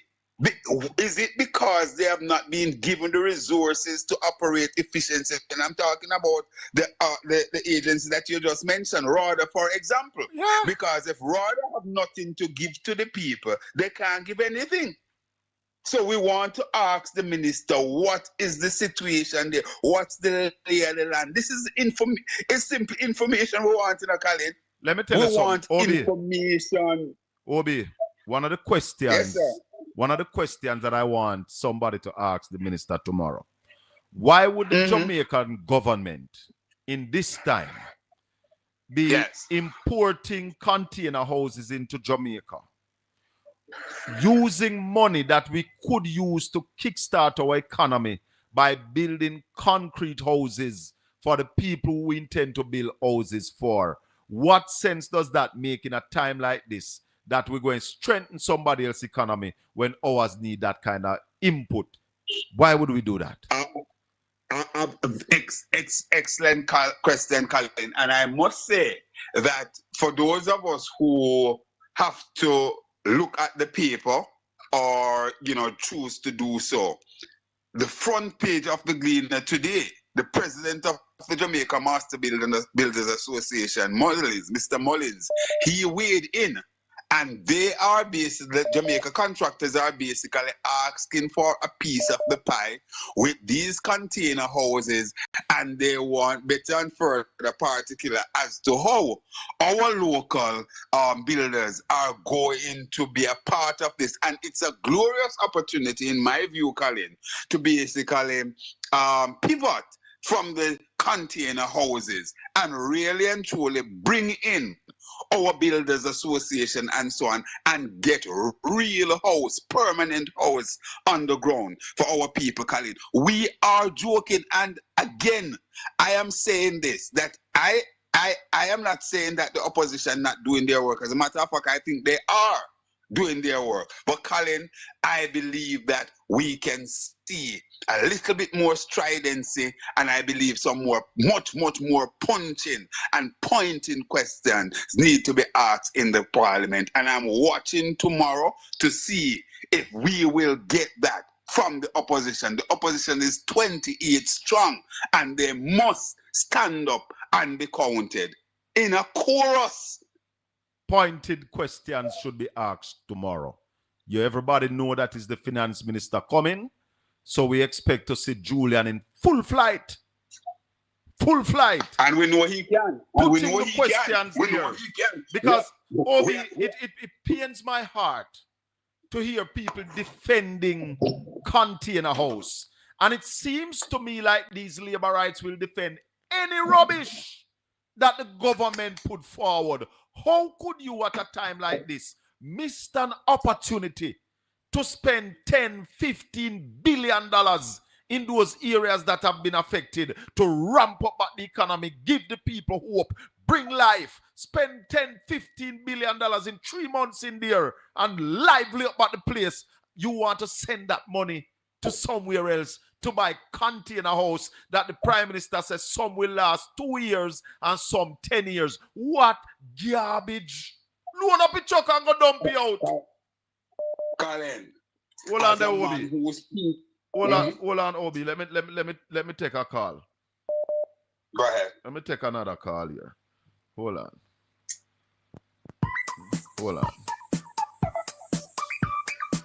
876-804-7072. Good evening. Yeah. Blessings. Yeah, man. Go ahead, caller. You know why you people continue telling lies and our honorable Prime Minister and we the labor rights? Hold on. So we're telling lies? Yeah. Let me tell you why. Hold on a little bit. The first thing, we not tell lie over here, sir, but go ahead. Because the things that our Prime Minister and we the labor right do, we ourselves don't believe it's true, Colin. So it must be lies. So if you talk about what we do, you must be telling lies.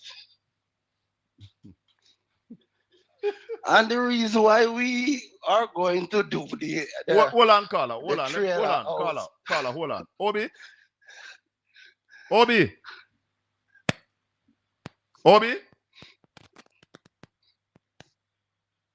on, Obi. I hear you. Hold on.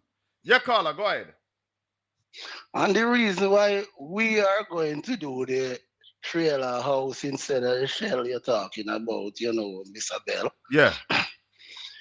Remember, the shells can't move, After you put them down, they have to stay there. So we don't it's a permanent care about house. the money gonna waste.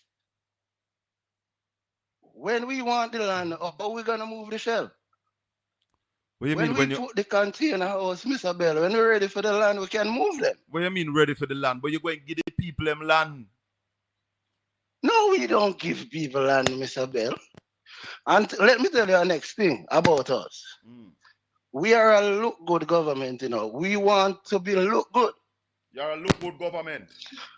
Yeah, we want to be look good. So you see, if something come about and it could take 100,000 to fix the problem, we prefer to spend 500,000 to look good. So you know what fix We're the not problem. gonna accept. No, we're not gonna accept our fault. That's how we look at things. But I want to hear Ralston. I'm looking at Ralston from a taller time. Only thing where I am, I can't get him on YouTube and the app sometime it keep on cutting off. And you know, you have any special time to be to be at your business place, because when we never close to your mouth, swing by there. Well, I did it all the while, you know, but I can't tell you exactly when it is that I am going to be there. But I am there from time to time. Obi. Yeah, man, we are a look good people, man, and we like to look good. So we ourselves don't believe the things we do. So if you gonna talk about the things we do, it's going to be a lie. You're telling a lie. So you think on these things. Yeah. Big up yourself, my brother. One love.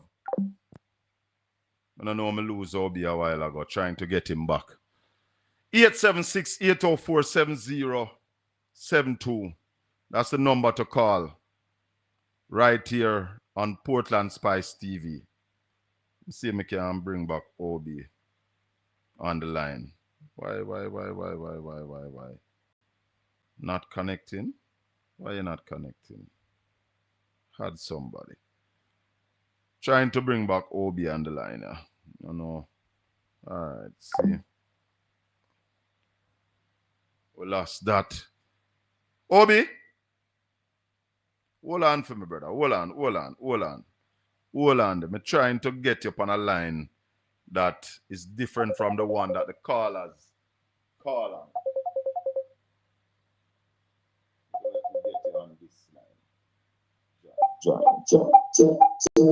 Obi. Yes. Yes, man. I want to get you up on a line where the callers are not on a different line. So the 876-804-7072 is free for who want to call. But Obi, we're looking at the finance minister for tomorrow. We put some questions on the table for questions that we hope will be asked by members of the opposition. Good evening, caller. Welcome to the Colin Bell Show. Hi, Colin. Yes, well, sir. I was just listening to that, Colin. Here, the man said, Colin. Well, the man says here, Colin. The man said, we don't believe what we do. When you tell them, say you do it, so them do it. Yeah, they don't believe. That makes sense. Well, he was being facetious. Facetious.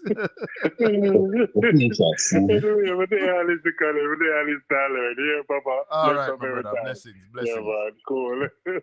Obi, $1 trillion we're borrowing. How are we going to pay about that money? Well, Colin put it this way. A number of ideas have been posited. For example, you just talk about how we can move the economy forward through the orange economy.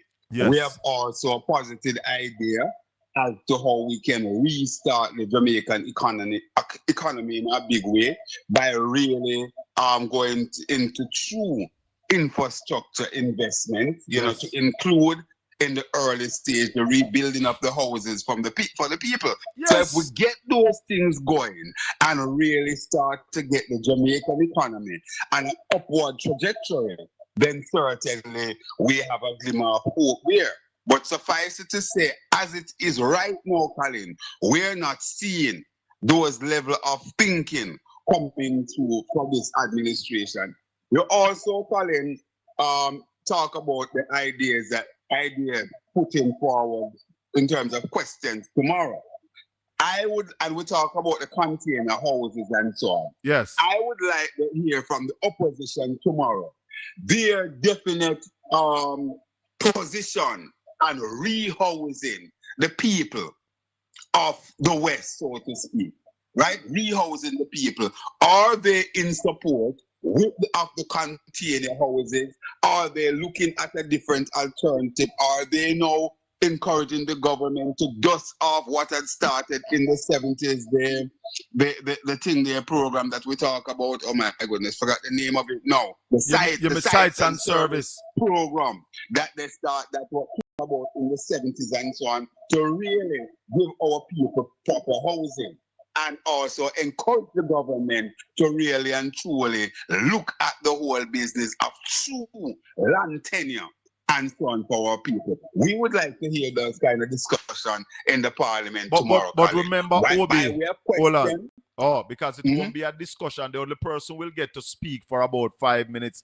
They might give him a little bit more because I suspect that they are going to ask for the standing orders to be relaxed so as to allow the Minister of Finance to talk for about 2 hours. I am estimating that she's going to speak for about 2 hours. Yes, facetious. That's the word I was trying to call. So for about 2 hours, facetious, yes. For about 2 hours, she's going to talk tomorrow, and then the speaker is going to be the star of the show after that. But Colin, I am humbly submitting, because we know that they're listening. I'm humbly submitting that tomorrow there is a little bit of room, wiggle room, give to persons who will be asking questions. Because, Colin, at this time, you can't just come and just ask a question. Every person must have a sort of run up, a sort of build up to the question. So people are going to have a little bit of suggestion here. It cannot be a hard and fast, Colin. It is not normal times that we are living in. But I tell you what is going to happen. I tell you what is going to happen. If you see the deputy speaker in the chair, then you could expect that leeway. But if the boss lady takes her seat tomorrow, she's going to star.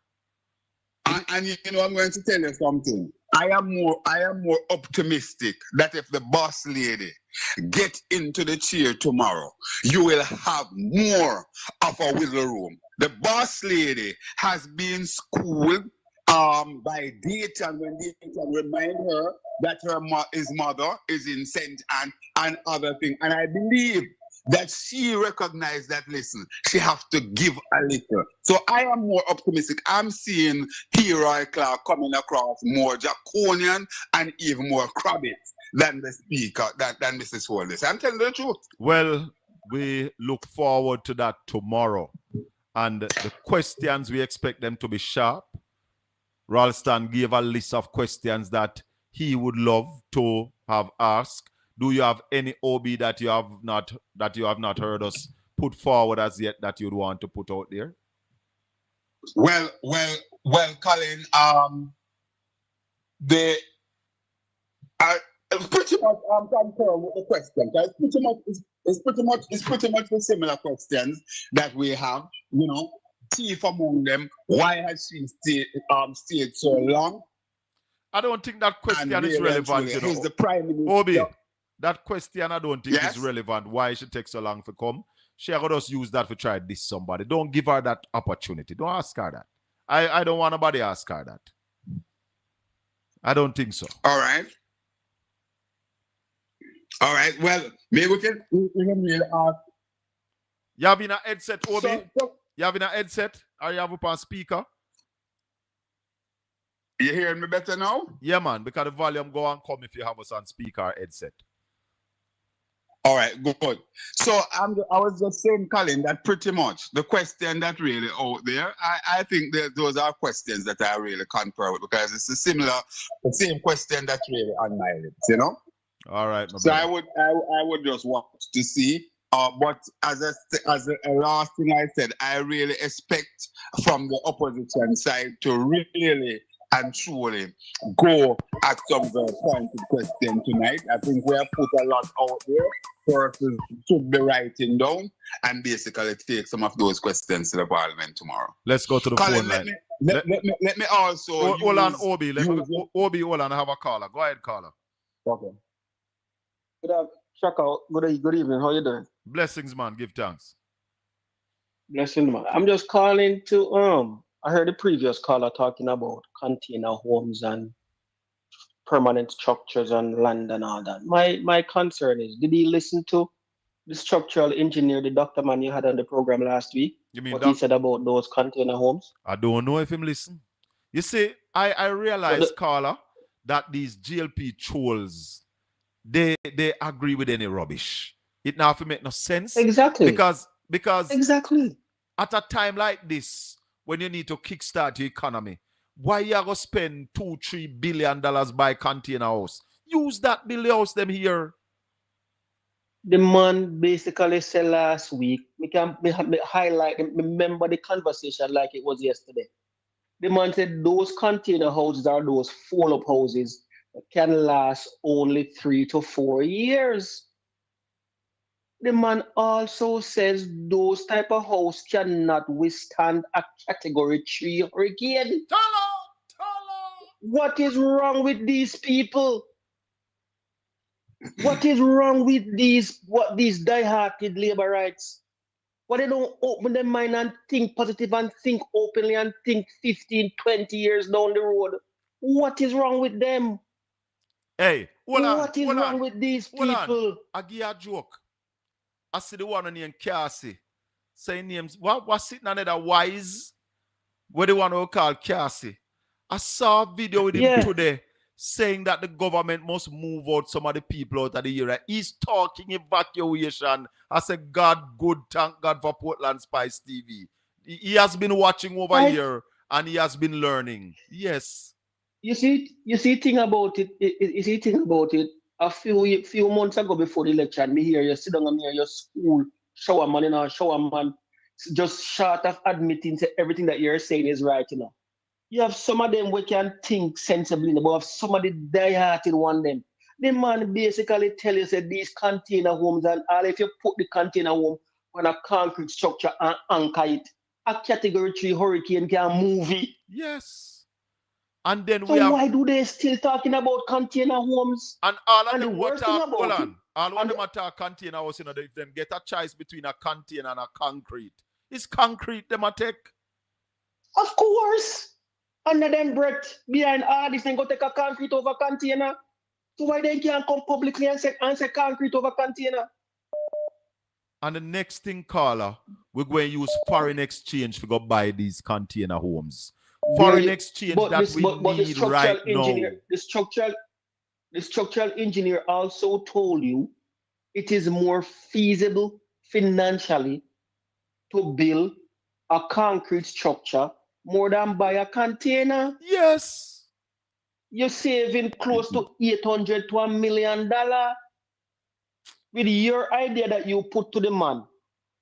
And the container house will then go procure, buy, ship, come clear Jamaica and put on the foundation. It is going to cost a close to $600,000 less than the container if you put the structure. So people really are planning to build boardhouse and concrete after they see what going on Jamaica the 20th of October. You really think boardhouse and container and fall-up house after when you see going on Jamaica October 28th? What is wrong with these people on foresight? Later, my but brother. They don't have no foresight. Later. Respect and thanks for the call. Blessings, my brother. One love. Hold on, Obi. Hold on. Yes, caller. Good evening. Hello, good evening. Go ahead, Obi. Yeah, man. As I run, I tell you, Colin, that you say we have to go down the middle and something. While we know that it is the government call to make the decision as to what they do ultimately because they control the purse string, I am saying that it is important for us to hear from Her Majesty or His Majesty loyal opposition tomorrow in the Parliament, what are their take on these container homes as well? We need to hear from them to find out, are they in support of it, or are they supporting the view that people like yourself and I, and of course the structural engineer, Dr. Burgess, have been putting out there? We need to know. And that's why, Obi, I just want to close by, sorry, Colin, I just want to close by saying that I'm hoping to get Dr. Burgess tomorrow on my program so he can basically spread the information as far and as wide as possible. So, we want to get him to continue the discourse there. All right, my brother, give thanks.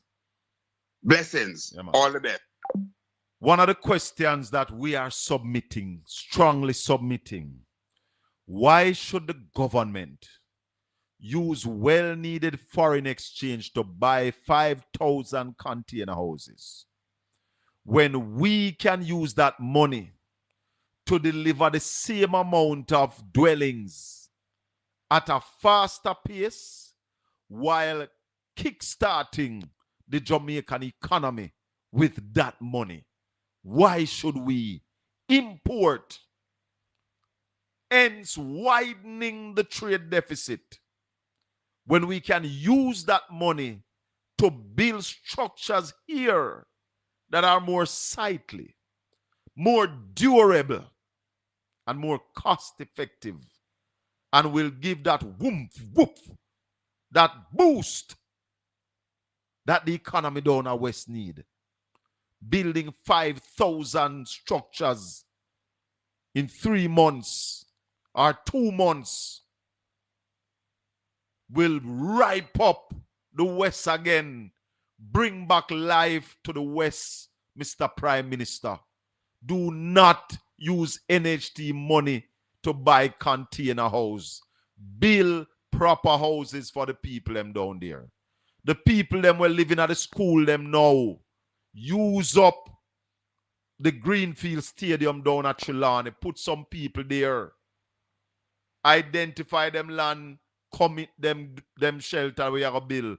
Put them at Braco Village and build out. Good evening, caller. Good evening. Blessings. I just want to weigh in on the thing that the Prime Minister said the other day.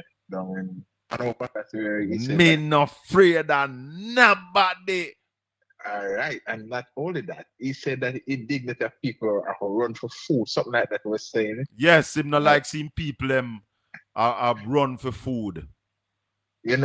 I think why he made that statement, he want those people in the West to suffer because they voted for the PNP. So when he see other people run to their rescue, he never like it at all. No. That's what I believe. He never like it to other people run to their rescue. He's not doing anything there. Him the one them bow to him. Yes, and people and artists and our person just come now and start to help them. So he never like that at all. I am impressed with the Jamaican spirit, Carl. I'm very impressed with the Jamaican spirit. I'm impressed with my people. I'm impressed with the people in the creative industry, the culture and the creative industry. They showed up for Jamaica. Give thanks to them. Hallelujah. Yeah. Yeah, man. So when is he gonna step down? This am I kick him out. I want to know. Oh.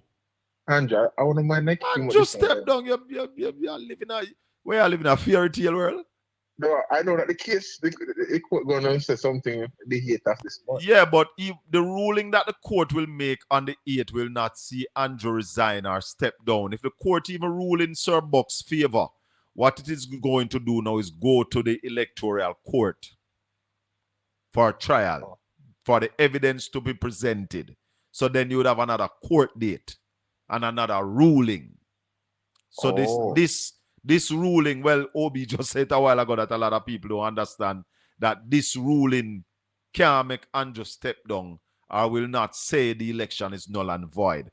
What this ruling will say, if it rules in favor of Paul Buchanan, it will say that the court erred and they're sending it back, that it go to the electoral court now for the evidence to be presented if there was malfeasance in the last election, and then that court would decide if the election is null and void, if it is going to be run over, or Andrew Holness rightfully win his seat. Oh, understand. Oh boy, I'm not sure I can take 5 more yet, but all right. Well, we don't know. We're watching, and then the Prime Minister is making sure that, you see, if this thing you foul up, him a go down for it. Colin, the water truck came to my gate asking if I had water. That's the first from I live on Norwich Heights. And we are saying until the water. So we don't get no water from Hurricane? We don't get no water from Hurricane. Me not get none either, but me have adequate, but me not get none. This morning, me I check out about it. All right, caller, thanks for the call. Okay. All right. So, Ralston gave a list of questions, but my question, will the government... Yes, caller. Other caller there when me hear on the phone at the thought. I hear me call about in narrow-minded. Which one? Colored man. Which one that? In narrow-minded colored man. A color up your color them I use. Who that? You mean? Tell them say we not deal with color, you know, we are deal with Jamaica people. Definitely. And the people them feel live in a house. Him not live in a container house, you know. No, Him a talk about I'm a talk about land. And you not have no land there, land of the Jamaica people. Yes, the people must get the land. Give people piece of the land. Yes, and you have one whole heap in my Julie. Tell her. That the same man where they chat him have film portion and film nice horse panny. But he have narrow-minded. He might want little narrow-minded green color man. Tell her. So they can't talk about the people them forget container house. People with them big family can live in a container house, whether they have big family or not. Container house, the money where am I gonna take waste by container house? Take it, buy block, stone and cement and sand and make one good one room with bathroom and kitchen. Give the people them. Yes, man, I'll give them 1 2 room. Whatever you And can, whatever you can afford, yeah. give them in concrete.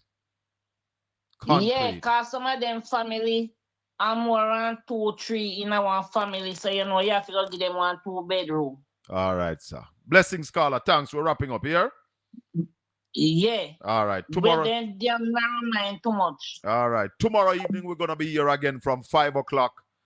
And we don't know, but we're looking at the parliament tomorrow. The parliament should be very, very interesting tomorrow. And we believe that we're going to come on with them once the finance minister ready. I think we're going to take the finance minister tomorrow because it is going to be a storm around here. Good evening. Welcome to the Colin Bell Show. We're wrapping up. Yes, Colin. Evening. Well, go on, Chris. Not much. I just want to ask, I think it's an important question, and I think the finance minister should answer. Where exactly is the growth going to come from? That is the question, Chris. Growth. Where exactly? Is it agriculture? Where is it? She must say tomorrow. She must tell us. She's not gonna say it, Colin. You and I both know she's not gonna say it, and she can't. And she is probably if opposition leader question her, right? She's probably going to skirt the issue, or the speaker, if the prime minister's wife is the speaker tomorrow, is going to shut him down. The country needs to know, where is the growth going to come from? That is the big question. If you are borrowing $7 billion US, where are you going to get the growth to pay back that money? Jamaica has to pay back that money. Oh, yes. Oh, yes. Okay, it's not for free. No. And it's not without conditions. So we should know what are those conditions. Well, I guess you don't get a loan. I You don't- don't get a loan without conditions. But I work in a don't think bank. I don't think we're going to hear the conditions of the loan tomorrow. I doubt it. Based on what we have learned, that a request was made for these monies, but we don't know of any meetings that have been held yet. So we might not hear the terms of the loan, but whatever the terms are going to be, we're going to have to pay it back, and we need to hear the growth strategy. Yes. Exactly, Colin. Where is the growth? Is it agriculture? Where are we on that front? Given that the country went through this devastation, I'm going to tell you this, Chris. Agriculture can be the kicker because we don't have the kind of land and the kind of farming to use agriculture as the mainstay for growth. Agriculture must sort out our food security so as to help us to import less food, take off some of the pressure off of the dollar. So may I tell the minister from now, agriculture cannot grow this economy by 5%.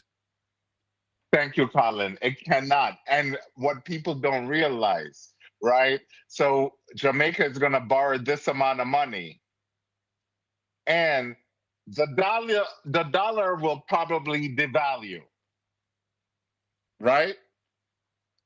And with it devaluing, the cost of goods have gone up, right? Because Jamaica is not producing those products, so you have to import it, right? Yes, I. So what you were paying before for this material that cost you $100, it might be $200. It go up. Yeah, man. Okay. I think the people of the country need to understand this.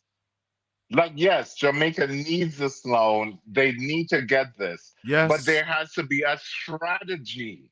And that's what this government has been lacking for the last 10 years.